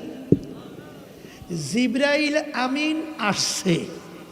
বলেন কে আসছে? কেন আসছে? বলে তোমাদেরকে দ্বীন শিক্ষা দেওয়ার জন্যে। সবাই বলেন সুবহান। জিবরাইল আমিন সরাসরি আইসা সাহাবায়ে কেরামদের মজলিসের মধ্যে দ্বীন শিখাইয়া গেছে, কথা ঠিক না? ঠিক। তাহলে আমরা দ্বীন পাইলাম কয় জিনিস মিললা? তিন জিনিস। বলেন কয় জিনিস? বলেন ঈমান, ইসলাম, ইহসান, কথা ঠিক? আর আমি কি বলছিলাম? আল ইয়াউমা আকমালতু লাকুম দীনাকুম ওয়া আতমামতু আলাইকুম নি'মাতি ওয়া রাদিতু লাকুমুল ইসলামা দীনা। তাহলে দিন পরিপূর্ণ। আর তিন জিনিসের নাম কি? দিন, কথা ঠিক না? ঠিক। এখন আমার বাজানদেরকে বলবো, পর্দা আলে মাহমুদরা শুনতেছেন, শোনেন। আল্লাহ রাসূল সাল্লাল্লাহু আলাইহি ওয়াসাল্লামের মৌলিক চারটা কাজ ছিল। কয়টা? মুখস্থ রাখেন। 1 নম্বর দাওয়াত, 2 নম্বর তালিম, 3 নম্বর তাজকিয়া নফস, কথা ঠিক? 4 নম্বরে জিহাদ, কথা ঠিক? আচ্ছা, এখন আমার ভাইদেরকে বলবো, শোনেন। আমার আব্বাজান যে কথাগুলো বলতেন, বারবার স্মরণ করে দেওয়ার জন্য বলছি। আব্বাজান বলতেন বর্তমানে ইসলাম হয়ে গেছে অন্ধের হাতি দেখা। এই আজকেও প্রায় 3 জন অন্ধ আমার সঙ্গে দেখা করলো, এর ভিতরে হাফেজ একজন। আল্লাহু আকবার। সব দেখলাম আল্লাহওয়ালা, আল্লাহু আকবার। সেখানে অন্ধের হাতি দেখতে গেছে, চোখ দিয়ে না হাত দিয়ে দেখছে? অন্ধ কি হাত চক্ষু দিয়ে দেখছে? হাত দিয়ে দেখছে।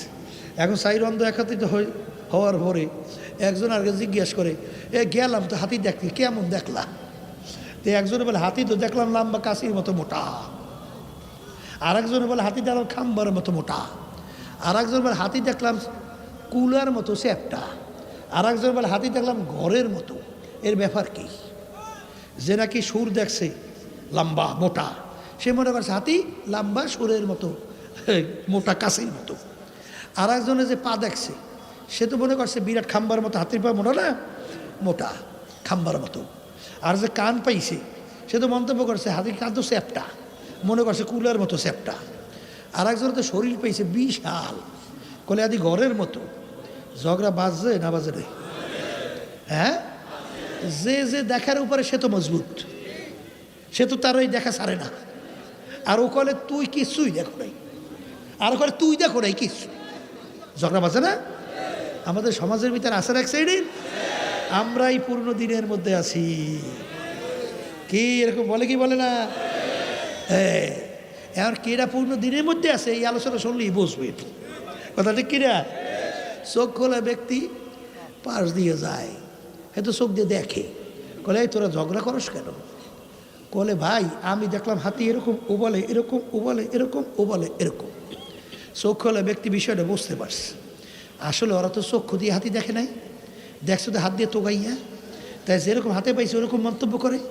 কলে তোরা ঝগড়া করিস না, আসলে পূর্ণ হাতি তোরা কেউ দেখো নাই, ওই চাইরো জিনিস মিললিয়া তার নাম হইল হাতি। বর্তমানে এক সাইডে আমার বাজানরা শুধু দাওয়াতের মধ্যে আছে, শুধু তালিমের খবর নাই। যদি সূরা জিজ্ঞাসা করেন, মাসালা জিজ্ঞাসা করেন, তখন দেখবেন আর কিছু পারে না, আসতে কয়। ওদিকে নামাজের ভিতরে কেরাত সহিভাবে তেলাওয়াত করা কি বলেন ফরজ, নামাজই হবে না, কথা ঠিক কি না? আপনি যদি এবাদতের ভিতরে জরুরি মাসালাগুলো না জানেন, তাহলে আপনি এবাদত করবেন কেমনে? এই ক্ষেত্রে যে আমার আব্বাজান বলতেন, চরমনের কোনো মুজাহিদ মূর্খ থাকতে পারবে না, প্রত্যেকটা মুজাহিদকে আলেম হতে হবে। এটা কিন্তু দাওরা হাদিস কামেল পাশের আলেম না, আমল করার জন্য যে আলেম ওইটা শিখতেই হবে। অনেকে শুনছি যে আপনারা সাপ্তাহিক তালিমে যান না, হালকায় যান না। হে, তালিম হালকায় যান না, তাইলে আপনি আলেম হবেন কিভাবে? সদিকিন বন্দাদের সংস্পর্শ পাইবেন কিভাবে? শোনেন নাই ঘটনা? ওই যে চরমনাইর মুজাহিদ খুলনার কথা বলছেন, এমন বয়স্ক হয়ে গেছে, আল্লাহর মধ্যে ঠিকমতো হাঁটতে পারে না, তারপরও তালিম হালকা সাপ্তাহিক ছাড়তো না। এখন যাইতে হইলে কয়েকবার বিশ্রাম করে তারপর যাইতে হয়। তো এখন ইসমাইল সাহেব রহমতুল্লাহি আলাই তিনি বলতেছেন, বাজান আপনি তো বয়স বেশি হয়ে গেছে, এখন আপনি না গেলেও তো হয়। কলে হুজুর আল্লাহর কুতুব ওনার দাদাজানের কথা বলছিলেন, ইসাক সাহেব রহমতুল্লাহি আলাই বলছেন, নাজার আব্বাজানের কথা বলছেন যে বাজান তোমরা যদি এক তালিম হালকায় থাকো, এরপর অন্য তালিম আসার মাঝখানে যদি তোমরা ইন্তেকাল করো, তাইলে তুমি তলেবে এলেম হিসাবে শহীদি দরজা পাইয়া বিনা হিসাবে বেহেশতে যাবা। কারণ তলেবে এলেম যে এলমি দিন শেখে, এই অবস্থায় যদি কেউ দুনিয়া থেকে বিদায় হয়, সে শাহাদতের দরজা পাবে, কথা কয় না?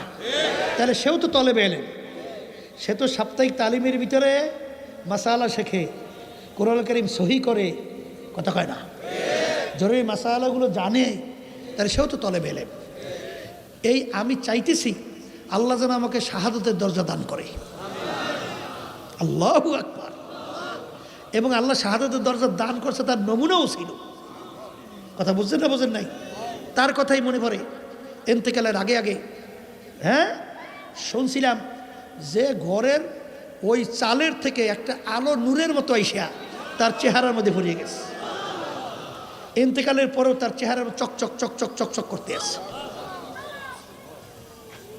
তাই যেই কথা বলতে চাইছিলাম যে এক শ্রেণীর চরমনাই মুজাহিদ মনে করছে যে আলিশেমি কইরিয়া এখন সাপ্তাহিক তালিম হালকায় যান না, কিন্তু বাজান ভালো করে যাই না রেখেন, এই শহীদি দরজা চান না? আসতে কয় চান? তাই চাইলে আপনি এটা ছাড়বেন কেন? ছাড়া যাবে? এটা ছাড়া যাবে না। এই তালিম এবং হালকার ভিতরে থাকলে আল্লাহর ফজল করবে দেখা গেছে যে অনেক চরমনাইয়ের মুজাহিদ রিক্সা চালায়, কিন্তু আল্লাহর রহমতে তার সুন্নাতের উপরে তার এত এলেম, কোনটা সুন্নাত কোনটা সুন্নাত না, কোনটা ফরজ না, কোনটা ওয়াজিব না, এই কোনটা এই মাকরু তাহারিমা এবং কোনটা সুন্নতে মুআক্কাদা, এইটা আল্লাহর রহমতে জিজ্ঞেস করার সঙ্গে সঙ্গে টাস টাস করে বলতে থাকে। এই অনেক সময় বলি না, আমাদের চরমনাইতে আমারও স্যার ছিল, অঙ্কের স্যার, বুঝছেন, BSc master, BSc first class পাইছিল ওই জমানায়। তো এই আল্লাহর ভয়, বড় চাকরি পাইত, বড় অফিসার হইতো। ওই সময় বিএসসি ফার্স্ট ক্লাস বড় কঠিন ছিল, বড় অফিসার হইতো, কিন্তু দেখতেছে হালালের উপরে চলা বলা কঠিন। সেই জন্য চরমনাই মাদ্রাসায় ওস্তাদ হইছে। ওস্তাদ হওয়ার ভরে তার উপাধি পাইছে বিএসসি মুফতি। কি মুফতি? বিএসসি মুফতি। ব্যাপার কি বিএসসি মুফতি কি? অর্থাৎ মাসালা জিজ্ঞাসা করার সঙ্গে সঙ্গে মোটায় ঠোঁটস্থ আর মুখস্থ বোঝেন তো? কি বুঝলেন? শোনেন, মুখস্থ হলে চিন্তা করিয়া কয়, আর ঠোঁটস্থ হলে চিন্তা ছাড়া ঠোঁট দিয়ে বাইরেই থাকে। এইটা না বলছে ঠোঁটস্থ, এই মুখস্থ আর ঠোঁটস্থ। তো এমনভাবে মাসালা আয়ত্তে নিয়ে আসে, বলার সঙ্গে সঙ্গে ঠোঁটস্থ বলতেই আসে, কথা ঠিক কিনা?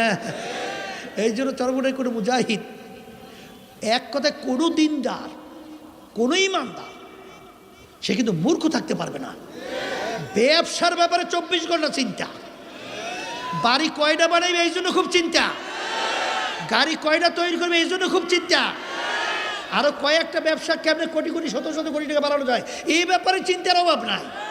কিন্তু যখন বলা হয় যে একটু সূরা ফাতিহা তেলাওয়াত করেন তো, এখন যে মুখ বেঁকাবেঁকি শুরু করে, এখন আর সহি তো দূরের কথা, এখন মুখ দিয়ে আর সূরা ফাতিহা বের হয় না সহিভাবে। কথা ঠিক কিনা?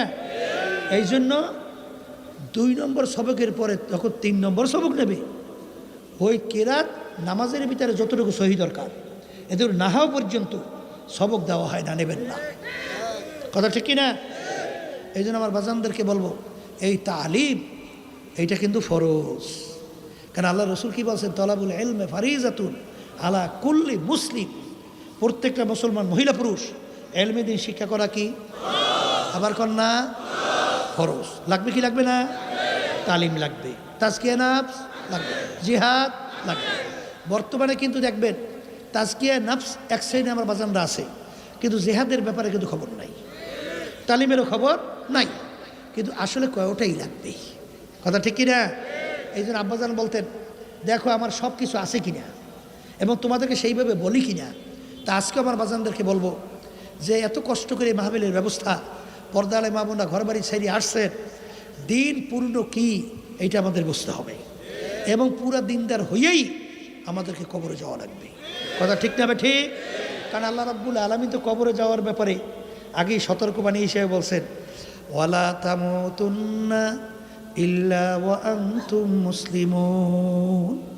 খবরদার, সতর্কবাণী, কি বাণী? খবরদার, মুসলমান না হইয়া কেউ মরিও না। কে বলছে? জোরে বলেন কে? আল্লাহ বলছেন মুসলমান না হইয়া কেউ মরিও না। এখন পূর্ণ মুসলমান না হইয়া, এই পূর্ণ মুসলমান অর্থ কি? লেবাস, সুরাতে, কামাইতে, খরচে, সর্বক্ষেত্রে, ঘরে বাইরে, আন্তর্জাতিকভাবে, রাষ্ট্রীয়ভাবে, সর্বক্ষেত্রে আল্লাহ এবং আল্লাহর রসুলের হুকুম অনুযায়ী নিজের জীবনকে চালানো, চলার নামই হলো মুসলমান। বুঝে আসুক বা না আসুক, কথা ঠিক। এইটা সাহাবাই কেরামদের অবস্থান দেখবেন। সাহাবাই কেরামরা কেমন মুসলমান হয়েছিল, কেমন ইমানদার হয়েছিল, বুঝে আসুক বা না আসুক, আল্লাহ রসুল সাল্লাল্লাহু আলাইহি ওয়াসাল্লাম যা শুনাইছেন, দুনিয়া সব একদিকে চলে গেছে, কিন্তু তার বিরুদ্ধাচারণ করে নাই। কি জোরে বলার কথা ঠিক কিনা? এই জন্য আমার ভাইদেরকে বলবো, পর্দা আলে মা বোনরা যারা শুনতেছেন, দিন পরিপূর্ণ, দিনের ভিতরে আমাদেরকে পুরা ঢুকতে হবে। এখন মুসলমান বলতেই তো মন চায়, দিনের ভিতরে পুরা ঢুকবে, পুরা মুসলমান হইয়া কবরে যাবে। চাই কি চায় না? কিন্তু আপনার আমার পিছনে শয়তান এবং নাফস শত্রু হিসাবে সব সময় নেকের কাজে বাধা দেয় এবং গুনার কাজে উদ্বুদ্ধ করে। এই কথা ঠিক না? ঠিক। কারণ আল্লাহ রাব্বুল আলামিন কোরআনুল কারীমে শেষ সূরার ভিতরে বলে নাই, আল্লাযী ইউওয়াসউইসু ফি সুদুরিন নাস মিনাল জিন্নাতি ওয়ান নাস। এখানে 2 ধরনের শত্রু, একটা হইল জিন শয়তান বলেন, আর একটা মানুষ শয়তান বলেন, এই আর একটা হইল নফসে আম্মারা শয়তান। কথা ঠিক না? ঠিক। এখন বাজানদেরকে বলবো, আমরা তো দিনের পথে চলতে চাই, পেরাই এই আমার কাছে দোয়া চাই, বলে হুজুর চাই তো দিনের পথে চলতে, গুনার থেকে ফেরতে, হুজুর পারি না, একটু দোয়া করেন। একজন আজকে বলতে আছে, হুজুর নামাজ টামাজ কিছু ভালো লাগে না। তা আমি করে, তোর যখন ভালো লাগে না তাই সারিয়ে দে, পড়িস না। কত বড় গর্দ, চিন্তা করিয়ে দেয়, ওর ভালো লাগে না এর জন্য ও পড়বে না। এই আব্বু, তোর ভালো লাগুক বেড়া লাগে, এটা আল্লাহর হুকুম করা লাগবে। কথা ঠিক না? ঠিক।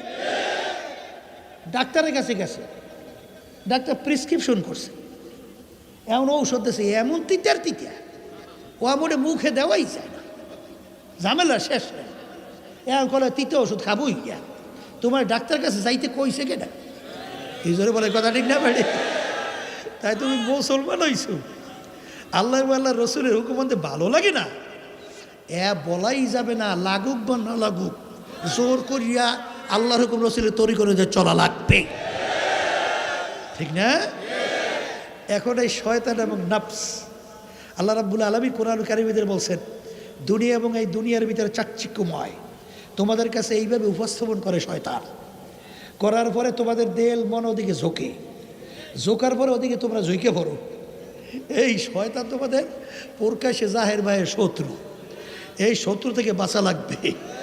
এই বাঁচার জন্য আল্লাহর জিকির বেশি বেশি করা লাগবে। কার জিকির? জোরে বলেন।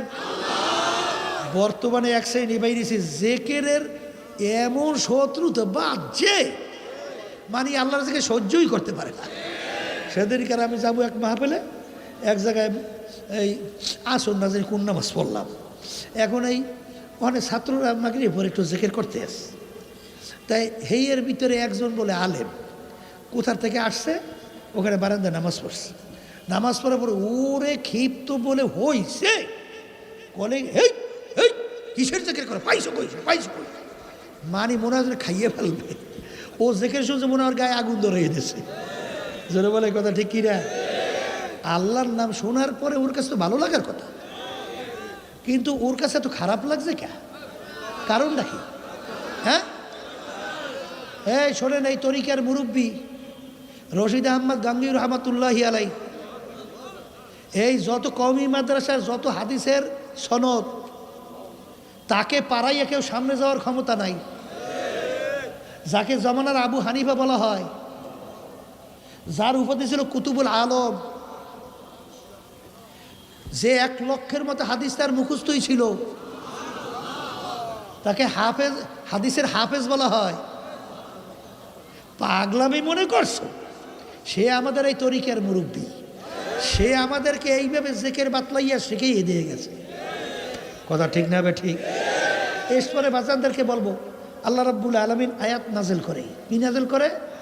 ওয়াসবির নাফসাকা মাআল্লাযীনা ইয়াদউনা রাব্বাহুম বিল গাদাতি ওয়াল আশিয়্যি ইউরিদুনা ওয়াজহা। একই কোরআন শরীফে আয়াত পড়ছি না কিছু পড়ছি? আসতে কয়। আল্লাহ রসুলের উপরে আয়াত নাজিল হয়, হে রসুল আপনি তাদের সঙ্গে যাইয়ে বসে, যারা আমি মালিককে রাজি খুশি করার উদ্দেশ্যে আমাকে ডাকাডাকি করে। শব্দটা ইয়াদউন, ইয়াদউ শব্দের অর্থ কি? আসতে কয়। এখন ইয়াদউনা রাব্বাহু, আমি মালিককে ডাকাডাকি করে। আচ্ছা, এখন আপনি চুপ করে বসে রয়েছেন, এখন আমি উঠে করে, এই তোরা ডাকলাম, কিরে আলি না? করে কই আমার ডাকলেন কই? ডাক দিতে হলে শব্দ হওয়া লাগবে। আসতে কয়। ডাক দিতে কি লাগে? কি শব্দ? আব্দুল করিম এদিকে আসো, এই ডাক হইস। এখানে ডাকের প্রমাণ পাওয়া গেছে, একটু শব্দের প্রমাণ পাওয়া গেছে, যে একটু শব্দ করে আল্লাহর জিকির করা, আমাকে ডাকাডাকি করে, আমাকে ডাকাডাকি করে।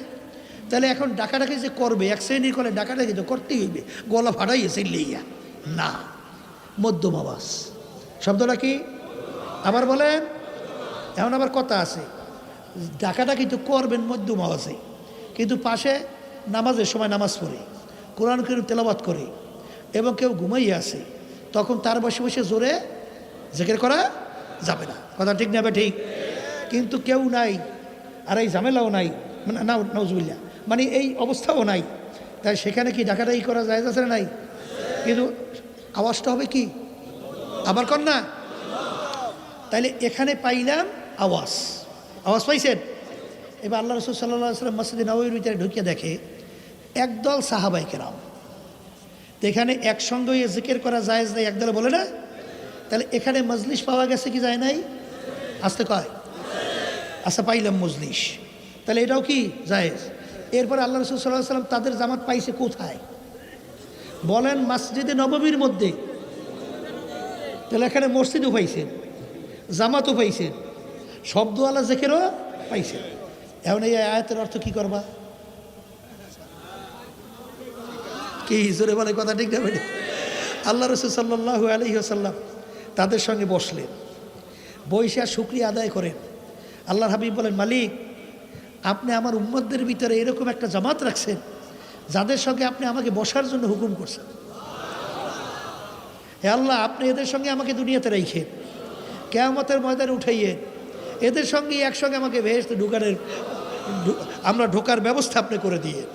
কি জোরে বলেন কথা ঠিক না ঠিক? তাহলে এখানে আল্লাহ রাসূল সাল্লাল্লাহু আলাইহি ওয়াসাল্লাম তাদের জন্য দোয়া করছে। আর এক শ্রেণী বর্তমানে যে কেলো এত ফতুয়া শুরু হয়েছে, এর কোনো শেষ নাই। ওদিকে বিপরীতে মহিলাকে পাশে নিয়ে যে চা নাস্তা করে, হে বাবারে ফতুয়া নাই। কথা ঠিক না ঠিক? এই পরে প্রচলিত গণতন্ত্র যা যাই না শুই না বুঝা মানলে তার ঈমান থাকবে না, সে ব্যাপারে খবর নাই। এখন বাজছে কি, শয়তান দূর করতে হবে। আল্লাহ রাসূল বলছেন, আর শয়তানু জাসিমিন আলা কলবি বানি আদম ফাইদা যাকারাল্লাহু খানাসা ওয়া ইযা গাফালা ওয়াসওয়াসা। প্রত্যেকটা বনি আদমের কলবের ভিতরে শয়তান মজবুত হয়ে বসে। কি বসে করে? কি ওয়াসওয়াসা দেয়, বনি আদমকে গুনার ভিতরে লিপ্ত করায়। আমি বলছি না, আল্লাহ রাসূল সাল্লাল্লাহু আলাইহি ওয়াসাল্লাম বলছেন। তা আল্লাহ রাসূল সাল্লাল্লাহু আলাইহি ওয়াসাল্লাম বলছেন, প্রত্যেকটা বনি আদমের কলবের মধ্যে শয়তান বসে ওয়াসওয়াসা দেয়, এরপর গুনার ভিতরে লিপ্ত করায়। তাই এই শয়তান তোমার গুলিতে যাবে না, মারামারিতে যাবে না, পিটাপিটিতে যাবে না। যেই আমার হে উম্মতেরা আল্লাহর বান্দাবান্দিরা আল্লাহর জিকির করবে, তাদের কলবে শয়তান থাকতে পারবে না। আমি বলছি, হ্যাঁ? তাইলে বোঝা গেল এই আল্লাহর জিকিরের মাধ্যমে শয়তান কি হয়? আবার জোরে কর, দূর হয়। তাহলে শয়তান দূর করলাম, আলহামদুলিল্লাহ। এরপরে আর একটা শয়তান কি কইছিলাম? মানুষ শয়তান। কোন মুখ খুললে বলেন? আমি বলছি না, আল্লাহ বলছে? আল্লাহ বলছে। এখন মানুষ শয়তান দূর করবেন কেমনে? ও তো নামাজে যায় না, ও তো জিকিরে যায় না, ও তো কোরআন করে তেলাওয়াতে যায় না। কারণ মানুষ শয়তান আপনার স্ত্রী হইতে পারে, আপনার মেয়েও হইতে পারে, আপনার ছেলেও হইতে পারে, আপনার স্বামীও হইতে পারে, আপনার আত্মীয় স্বজন হইতে পারে, আপনার দলের নেতা নেত্রীরাও হতে পারে। এক কথায় মানুষ শয়তান বুঝবেন কেমনে? এক কথায় মুখস্থ রেখেন, যে আপনাকে গুনার ব্যাপারে উদ্বুদ্ধ করে। বলেন, যে আপনাকে গুনার ব্যাপারে উদ্বুদ্ধ করে, সে যে হোক সেই মানুষ শয়তান। কথা ঠিক না ঠিক? এই অনেকে মনে করেন আমার ছেলে, আমার মেয়ে, আমার অমুক, আমার দল, আমার নেতা নেত্রী। কিন্তু ভালো করে জানিয়ে রাখা লাগবে, ওই নূহ আলাইহিস সালাতু ওয়াস সালাম, তার ছেলে কেনান ছিল কাফের। কিন্তু যখন পানিতে ডুবাইয়ে ফেলায়, তখন কিন্তু নূহ আলাইহিস সালাম বলছিলেন, মালিক আপনি তো বলছেন আপনি আমার আহালকে ধ্বংস করবেন না। কিন্তু আল্লাহ কি বলছিলেন? ও নুসার জন্য চেষ্টা করতেছি, ঠিক না? আর একটা শত্রু বলছিলাম, নফসে আম্মারা। কথা ঠিক না ঠিক? এই নফসে আম্মারা থেকে বাঁচার জন্যে জিহাদ করা লাগবে। কোন মুখ খুলে বলেন, কি করা লাগবে? জিহাদ ছাড়া কিন্তু নফসে আম্মারার ধোঁকা থেকে বাঁচতে পারবেন না। কেন আল্লাহ রাসূল সাল্লাল্লাহু আলাইহি ওয়াসাল্লাম বলছেন, একই তো সব হাদিসের কথা আল্লাহর হাবিব বলছেন, সেটি শুনেইতে আছে। যদি গুনার থেকে বাঁচতে চান আর পূর্ণ দিনের ভিতরে ঢুকে আমল করতে চান, এই কাজগুলো করা লাগবে। জোরে বলে কথা ঠিক কি না? আল্লাহ রাসূল সাল্লাল্লাহু আলাইহি ওয়াসাল্লাম কি বলছেন? হ্যাঁ, কোনটা বলছিলাম? জিহাদ। রজানা মিন জিহাদিল আসগরি ইলা জিহাদিল আকবার। হে আমার সাহাবারা, ছোট যুদ্ধের থেকে বড় যুদ্ধের দিকে রওনা করলাম। সাহাবায়ে কেরাম বলেন, আল্লাহ রাসূল সাল্লাল্লাহু আলাইহি ওয়াসাল্লাম, এর চেয়ে বড় যুদ্ধ কোনটা? আল্লাহর হাবিব বলছিলেন, নফসের সঙ্গে জিহাদ করা এর চেয়ে বড় যুদ্ধ। তাহলে নফসের সঙ্গে জিহাদ করা লাগবে। গুনার দিকে মন উদ্বুদ্ধ হয়, তখন জিহাদ করতে হবে। আল্লাহ বেজার, জাহান্নামের আগুন, আযাব ও গজব করা যাবে না, ফিরে গেলাম। যখনই আপনি ফিরবেন, তখনই আপনাদের ব্যাপারে আল্লাহ রাব্বুল আলামিন বেশারাত, অর্থাৎ আপনার কি দিয়েছেন? সুসংবাদ। কি সুসংবাদ? ওয়ানাহান নাফসা আনিল হাওয়া ফাইন্নাল জান্নাতা হিয়াল মাওয়া। যেই আমার বান্দা বান্দি নিজের নফসকে গুনার থেকে ফিরায় রাখতে পারবে, আমি তার জন্য ঘোষণা করলাম বেহেশত। সবাই বলি সুবহানাল্লাহ। এই আল্লাহর বান্দারা, পর্দা আলে বাবুরেরা, জিহাদ করা লাগবে। জিহাদ ছাড়া কোনো দিন তুমি নফসের আক্রমণ থেকে বাঁচতে পারবা না। কথা ঠিক না বে ঠিক? ওই আমার আব্বাজান রহমাতুল্লাহি আলাই একটা ঘটনা অনেক সময় শুনাইতেন। ওই আল্লাহর বান্দা ফজরের পরে মাওলার হুকুম পালন করার জন্যে জিকির করার জন্য যখন বসলেন, রাত্রে খানা খায় নাই, ওদিকে পেটেও বড় ক্ষুধা, ওদিকে গরম রুটিওয়ালা রুটি নিয়ে যায় আর জোরে জোরে বলে গরম রুটি, গরম রুটি। নফস বলতেছে তোমার পেটে বড় ক্ষুধা, তুমি আগে রুটি খাও, তারপর তুমি আমার মালিকের জিকির করো। কিন্তু আল্লাহর বান্দা বলতেছেন, এ নফস, আমি আগে আমার মালিকের জিকির করব, তারপরে আমি খানা খাবো। কিন্তু এক পর্যায়ে নফসের সঙ্গে পাইরা ওঠে না, ওদিকে পেটেও বড় ক্ষুধা। এক পর্যায়ে জজবা সহকারে বলে, তু মেরা খুদা নেহি মাই তেরা বন্দা নেহি, যে হে নফস, তুই তো আমার খোদা না, তোর কথা আমার মানাই লাগবে, আর আমি তো তোর বান্দাও না যে আমি তোর কথা মানব। তু মেরা খোদা নেহি মাই তেরা বান্দা নেহি, এমনভাবে জোরে জোরে বলা শুরু করলো। এলাকার কিছু লোকজন আইসা তার উপরে আক্রমণ করে, ও তো কাফের হয়ে গেছে, আল্লাহ কি মানে না, নাউজুবিল্লাহ। বাজান বিজ্ঞ আলেমরা দিনদার, তারা আইসা দেখে লোকটাকে তো মনে হয় দিনদার, তাইলে ব্যাপার কি, এই কথা কেন বলল? তখন বলে, ভাই আপনি এই কথা কেন বললেন? তখন বলে, হুজুর আমি রাত্রে খানা খাই নাই, পেটেও বড় ক্ষুধা, আমি আল্লাহর হুকুম পালন করার জন্যে ফজরের পরে আমি মাওলার জিকিরের জন্য যখন বসছি, তখন নফস বলতেছে গরম রুটিওয়ালা যায়, রুটি খাও, তারপর তুমি জিকির করো। কিন্তু আমি বলে ওলে নফস, আগে আমি আমার মাওলার জিকির করব, তারপরে আমি রুটি খাবো। কিন্তু ওর সঙ্গে পাইরা উঠি না। তখন আমি বলতেছি, আমি তো আর তুই তো আমার খোদা না, আমি তো তোর বন্দা না যে তোর কথা আমার মানাই লাগবে। না, আমি আগে আমার মাওলার জিকির করব, এরপরে আমি খানা খাবো। মান আরাফা নাফসাহু ফাকাদ আরাফা রাব্বা, যে নিজের নফসের পরিচয় লাভ করতে পারবে সে আমার মালিকেরও পরিচয় পাইয়া যাবে। এই জন্য আমার বাজানদেরকে বলবো, আল্লাহর ওলিদের ইতিহাস পইরা দেখো, সাহাবায়ে কেরামদের ইতিহাস পইরা দেখো, তারা নফসের সঙ্গে কিভাবে জেহাদ করছিল বাজান। আর তুমি আর আমি যদি নফসের গোলাম হইয়া যাই, এক পর্যায়ে তোমাকে নিয়ে জাহান্নামে ফালাইয়া দেবে বাজান, আর বুঝি ওখান থেকে উঠতে পারবা না বাজান। শত্রু কিন্তু মিঠা মিঠা কথা বলে, কিন্তু শত্রু কিন্তু মিঠা মিঠা কথা বলার মাধ্যমে তোমাকে কিন্তু ধ্বংস করবে। চোর দেখবা তোমার সঙ্গে ব্যবহার এত সুন্দর, আসলে এই ব্যবহার সুন্দরের মাধ্যমে তোমাকে শেষ করবে। ঠিক নফস আম্মারাই এমন শত্রু বাজান, তোমার সঙ্গে খুব সম্পর্ক তৈরি করবে, কিন্তু এক পর্যায়ে তোমাকে ধ্বংস করে জাহান্নামে ফেলাইয়া দেবে। এই জন্য নফসের সঙ্গে জেহাদ করা লাগবে বাজান। আল্লাহর ওলিদের ইতিহাস পড়লে দেখবা, আল্লাহ আল্লাহ। জুন্নুন মিসরি রহমাতুল্লাহি আলাইহি বাজান রাস্তা দিয়া বাজারের পাশ দিয়া যায়, দেখে ডালার ভিতরে সুন্দর সুন্দর আঞ্জির, আরে এত সুন্দর এত সুন্দর ফল, তার মন চায় একটু ফল খাবে, কিন্তু পয়সা নাই, কি দিয়া খাবে? যাই বলে, ভাই আমাকে একটু ফল দাও। বলে, হুজুর পয়সা কোথায়? বলে, আমার কাছে টাকা নাই, বিনিময়ে তুমি এই আমার জুতা জোড়া রাইখা তুমি আমাকে ফল খাওয়াও। করে, হুজুর জুতার বিনিময়ে ফল দেওয়া যাবে না। তখন তিনি উঠটা রওনা করে, আর নফসকে বলে, নফস তোর কাছে পয়সা নাই, তারপরও তুই কেন ফল খাইতে চাইলি? যা, তোকে আমি আর খাওয়াবই না, আঞ্জির খাওয়াবই না। এই ওয়াদা করিয়া যাইতেছেন, একজন আইসা মাল ফল বিক্রেতাকে বলে, তুমি যাকে ফল দেও নাই তাকে চেনো? বলে, না। বলে, এই হারে এই জামানার ভিতরে বড় ওলি, তার নাম শুনছ? জুন্নুন মিসরি রহমাতুল্লাহি আলাইহি।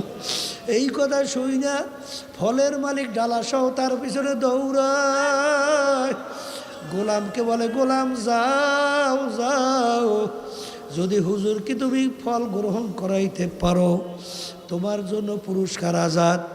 এখন যাই বলে, হুজুর আপনার জন্য মালিক ফল পাঠাইয়া দিয়েছে, আপনি গ্রহণ করেন। বলেন, বাজান না, আমি আমার নফসের সঙ্গে কসম খাইতে বলছি, তোর পয়সা নাই কেন তুই ফল খাইতে চাইলি? আমার বাজানরা আজকে একজনে বলে, হুজুর আমি বড় ঋণ হয়ে গেছি, আমার জন্য দোয়া করেন। কেন তুমি ঋণ হইলা? কলে হুজুর, কলে টাকা কোথায় গেল? কলে হুজুর খাইয়া ফেলছি। ওরে কপাল পোড়া, তোর নিজের টাকা নাই, অন্যের পয়সা ধার কইরা তুই খরচ কর। তুই কিসের দিনের বুঝ তোর ভিতরে দিল? কি দিনের বুঝ তুই বুঝলি? তোর ভিতরে এত কেন লোভ? আল্লাহু আল্লাহ। এই জন্য কিতাবের ভিতরে আসছে, বাজান আখিরাতের ব্যাপারে তাকানো লাগবে আল্লাহু আকবার নিচের উপরের দিকে, আর দুনিয়ার ব্যাপারে তাকানো লাগবে নিচের দিকে। এক শ্রেণী আমার রিক্সাওয়ালা বাজানরা, বাজান রাস্তা রিক্সা চালায়, ঢাকার ভিতরে দেখে অনেকের 10 তলা 5 তলা বিল্ডিং, তার কোনো শান শওকতের অভাব নাই। সে তো আফসুস করে আর বলে, আফসুস এরকম একটা 10 তলা বিল্ডিং তো আমার হইল না, আমি তো রিক্সাওয়ালা, রিক্সা চালাই, মাথার ঘাম পায়ে পড়ে। আরে এই আফসোসের মাধ্যমে তোমার 5 তলা বিল্ডিং কিন্তু হবে না, কিন্তু বরঞ্চ তোমার অন্তরে কষ্ট লাগতে থাকবে। কথা ঠিক না বে ঠিক? কিন্তু বাজান তুমি নিচের দিকে তাকাও, যে আরে আমি তো রিক্সা চালাই, আমার হাত পাও ভালো আছে, আমার মালিক তো অনেক মানুষ, তাদের হাত নাই পাও নাই, আরে তাদেরকে তো আমার মাওলা প্রতিবন্ধী আতুর বানাইছে, তারা মানুষের কাছে পেয়ালা নিয়ে হাত পাতে পয়সা চায়। আমার মালিক তো ইচ্ছা করলে আমাকেও তো এরকম হাত পাও ছাড়া মানুষ বানাইতে পারতো।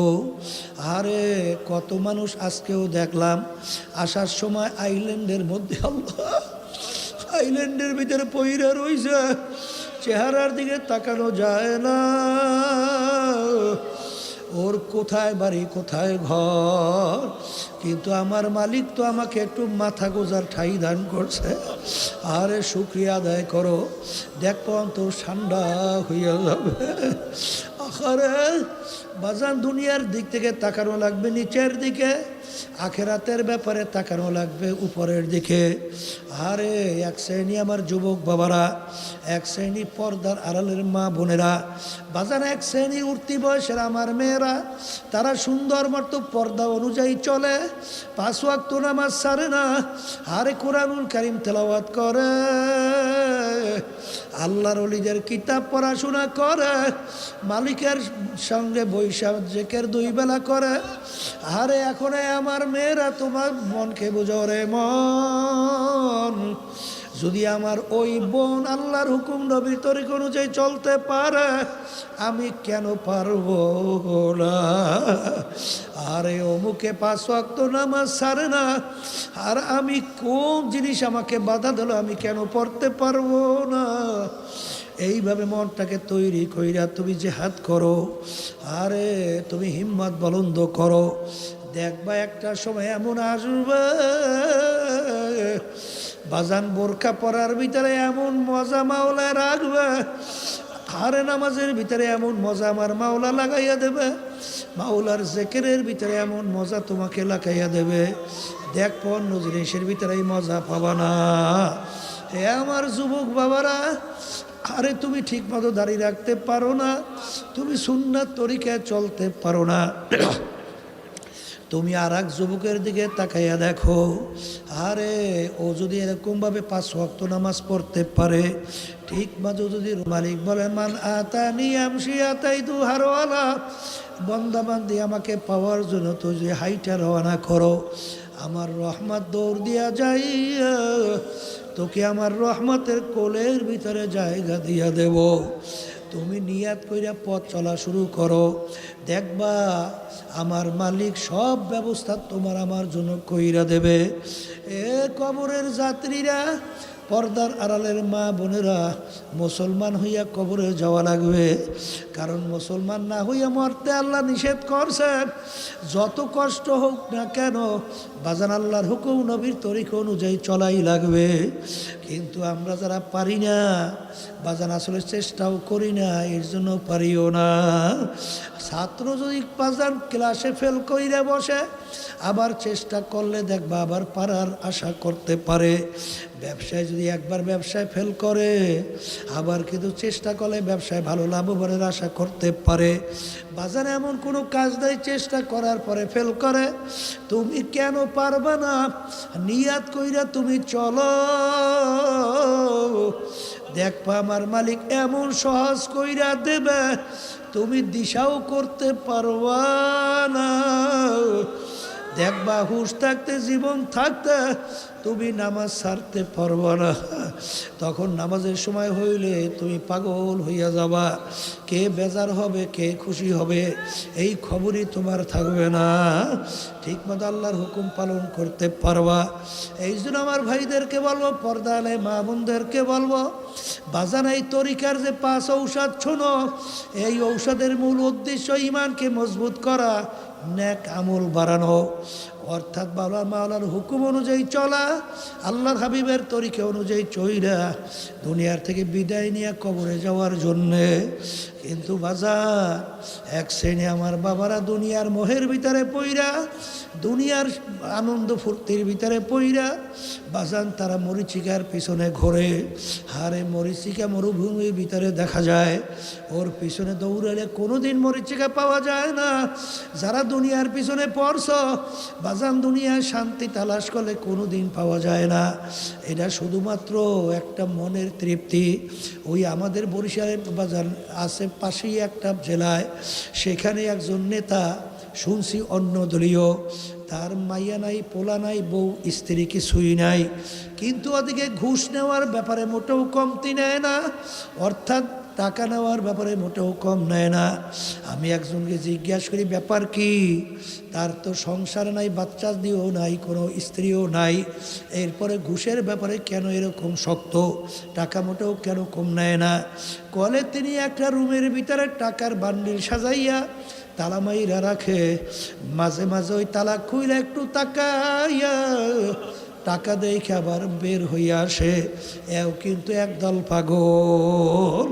হে দুনিয়াদার পাগল আমার বাবারা, হে পর্দার আড়ালের মা বোনেরা, হে পর্দার আড়ালের মা বোনেরা, হে আল্লাহর বান্দারা, আজকে সৌন্দর্যের পাগল হইলাম, সম্পদের পাগল হইলাম, ক্ষমতার পাগল হইলাম। বাজান রে, আমার আব্বাজান রহমাতুল্লাহি আলাই বলছেন, বাজান ডাকাইতের দলের সরদার, ওর কত পাওয়ার। বাজানোর দলীয় লোক যদি কোনো অন্যায় করে, অনেক সময় গুলি কইরাও মাইরা ফেলায়, অনেক সময় বিভিন্ন শাস্তি প্রয়োগ করে, কিন্তু আর মাতুকবাড়ি সরদারি কতক্ষণ? পুলিশের হাতে অ্যারেস্ট হওয়ার আগ পর্যন্ত।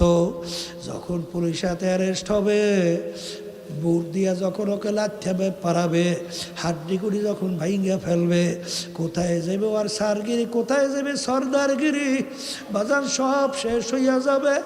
আজকে চক্ষু খোলা দুনিয়ায়, আজকে আমি পরিচয় দেয় আমি পীর, কেউ পরিচয় দেয় আমি মুফতি, আমি মুহাদ্দিস, আমি সুন্দরী, আমি অমুক অমুক তমুক সমুক, আরে আমি অমুক 5টা বালির মালিক, আমি সভাপতি, আমি সেক্রেটারি, আমি মেম্বার, আমি চেয়ারম্যান, আমি এমপি মিনিস্টার, আমি বড় অফিসার, আমি অমুক বংশের, আমি অমুক ডক্টর, আমি অমুক পণ্ডিত। এ কবরের যাত্রীরা এই পরিচয় কয়দিন চলবে? আজরাইলের হাতে অ্যারেস্ট হওয়ার আগ পর্যন্ত আল্লাহু আল্লাহ। বাজান আজরাইতে অ্যারেস্ট হওয়ার আগ পর্যন্ত এই মাতুকবাড়ি সরদারি চলবে, কিন্তু আমার মালিকের হুকুম অনুযায়ী আজরাইল সালাতু ওয়াস সালাম যখন থাবা দিয়া বসবে, তখন তুমি তাকাইয়া দেখো কোথায় তোমার পীরগিরি, কোথায় তোমার মুফতিগিরি, কোথায় তোমার চেয়ারম্যান মেম্বার এমপিগিরি মিনিস্টারগিরি, কোথায় তোমার বড় বংশের, কোথায় তোমার বড় শিক্ষিত, কোথায় তোমার 5 তলা 10 তলা বাড়ি, কোথায় তোমার গাড়ি,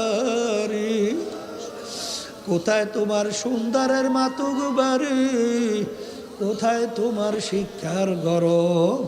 এখন তাকাইয়া দেখো সাদা 3টা কাপড় দিয়া প্যাঁচ দিয়া ফেলায়, মাথার ভিতরে মাজার ভিতরে বান দিয়া প্যাকেট কইরা সোজা কইরা ফালাইয়া রাখে, কেমন দেখা যায়।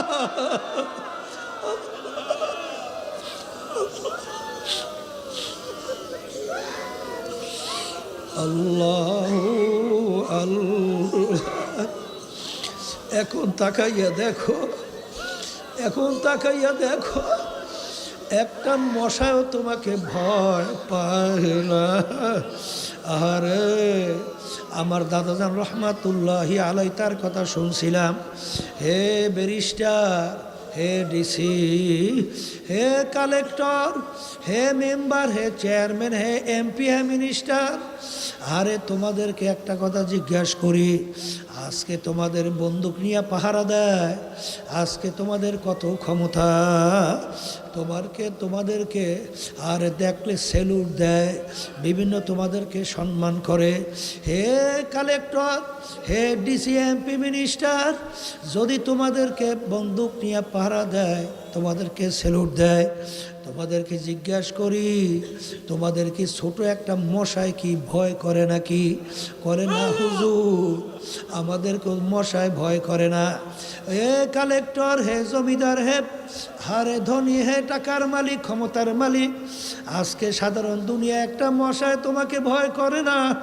আর যদি তুমি মুসলমান না হইয়া, বেনমাজি হইয়া, তুমি যদি আল্লাহর হুকুমের বিরুদ্ধাচারণ কইরা, আল্লাহর হাবিবের তরিকার বিরুদ্ধাচারণ কইরা তুমি যদি কবরে যাও, ওই কবরে 99 ওই কবরে 99 সাপ তোমাকে ভয় করবে। এরকম গ্যারান্টি তোমার কাছে কি আছে? এ কালেক্টর, সোজা হইয়া কবরে যাও, ওই কবরে কিন্তু বন্দুক নাই, পাহারাদারও নাই, কেউ নাই, ওই সাপে কিন্তু তোমাকে ভয় করবে। হে দুনিয়াদার পাগল আমার বাবারা, হে পর্দার আড়ালের মা বোনেরা, একটু মাঝে মাঝে চিন্তা করো, এরপর কবরে রওনা করো। হে দুনিয়াদার পাগল আমার বাবারা, হে পর্দার আড়ালের মা বোনেরা, যদি মুসলমান না হইয়া যদি মৌতের বিছানায় পেটখানা ভাসাও, এখন তাকাইয়া দেখো আছে ডাক্তার কবিরাজ আসে তোমাকে চিকিৎসার জন্যে, স্যালাইন ঢুকা ইনজেকশন পুশ করে, কিন্তু যত চেষ্টা করুক না কেন তোমাকে কিন্তু রাখতে পারবে না। ওদিকে মাওলার হুকুম অনুযায়ী আজাই সালাম হাজির হইয়া যাবে। বাজার না ফারমান হইয়া যদি মাওলার হুকুম না মাইনা, আল্লাহর হাবিবের তরিকা অনুযায়ী না চইলা যদি তুমি মৌতের বিছানায় পাটখানা বসাইয়া দাও, আর আমার মালিক বলবে আজরাইল বড় শখ কইরা বান্দাবান্দি বানাইছি, ওদের জন্য আমি এমন মেহমানখানা বানাইলাম, যেই মেহমানখানার নাম হলো বেহেশত, যেই বেহেশতের ভিতরে আমি ওদেরকে সাজাইয়া পরাইয়া দেব। আর আমার এই কুদরাতি কলিজারা ঠান্ডা হইয়া যাবে। কিন্তু ওরা আমার হুকুমের, ওদেরকে আমি বলছিলাম মুসলমান না হইয়া কেউ মরিস না, ওরা তো মুসলমান না হইয়া মৌতের বিছানায় পেটখানা বাসাইছে। এ আজরাইল, আরে ওকে জাহান্নাম না দেখাইয়া মৌত করিও না। এ আল্লাহর বান্দারা শোনো, এ পর্দালে মা বোনেরা শুনে রাখো।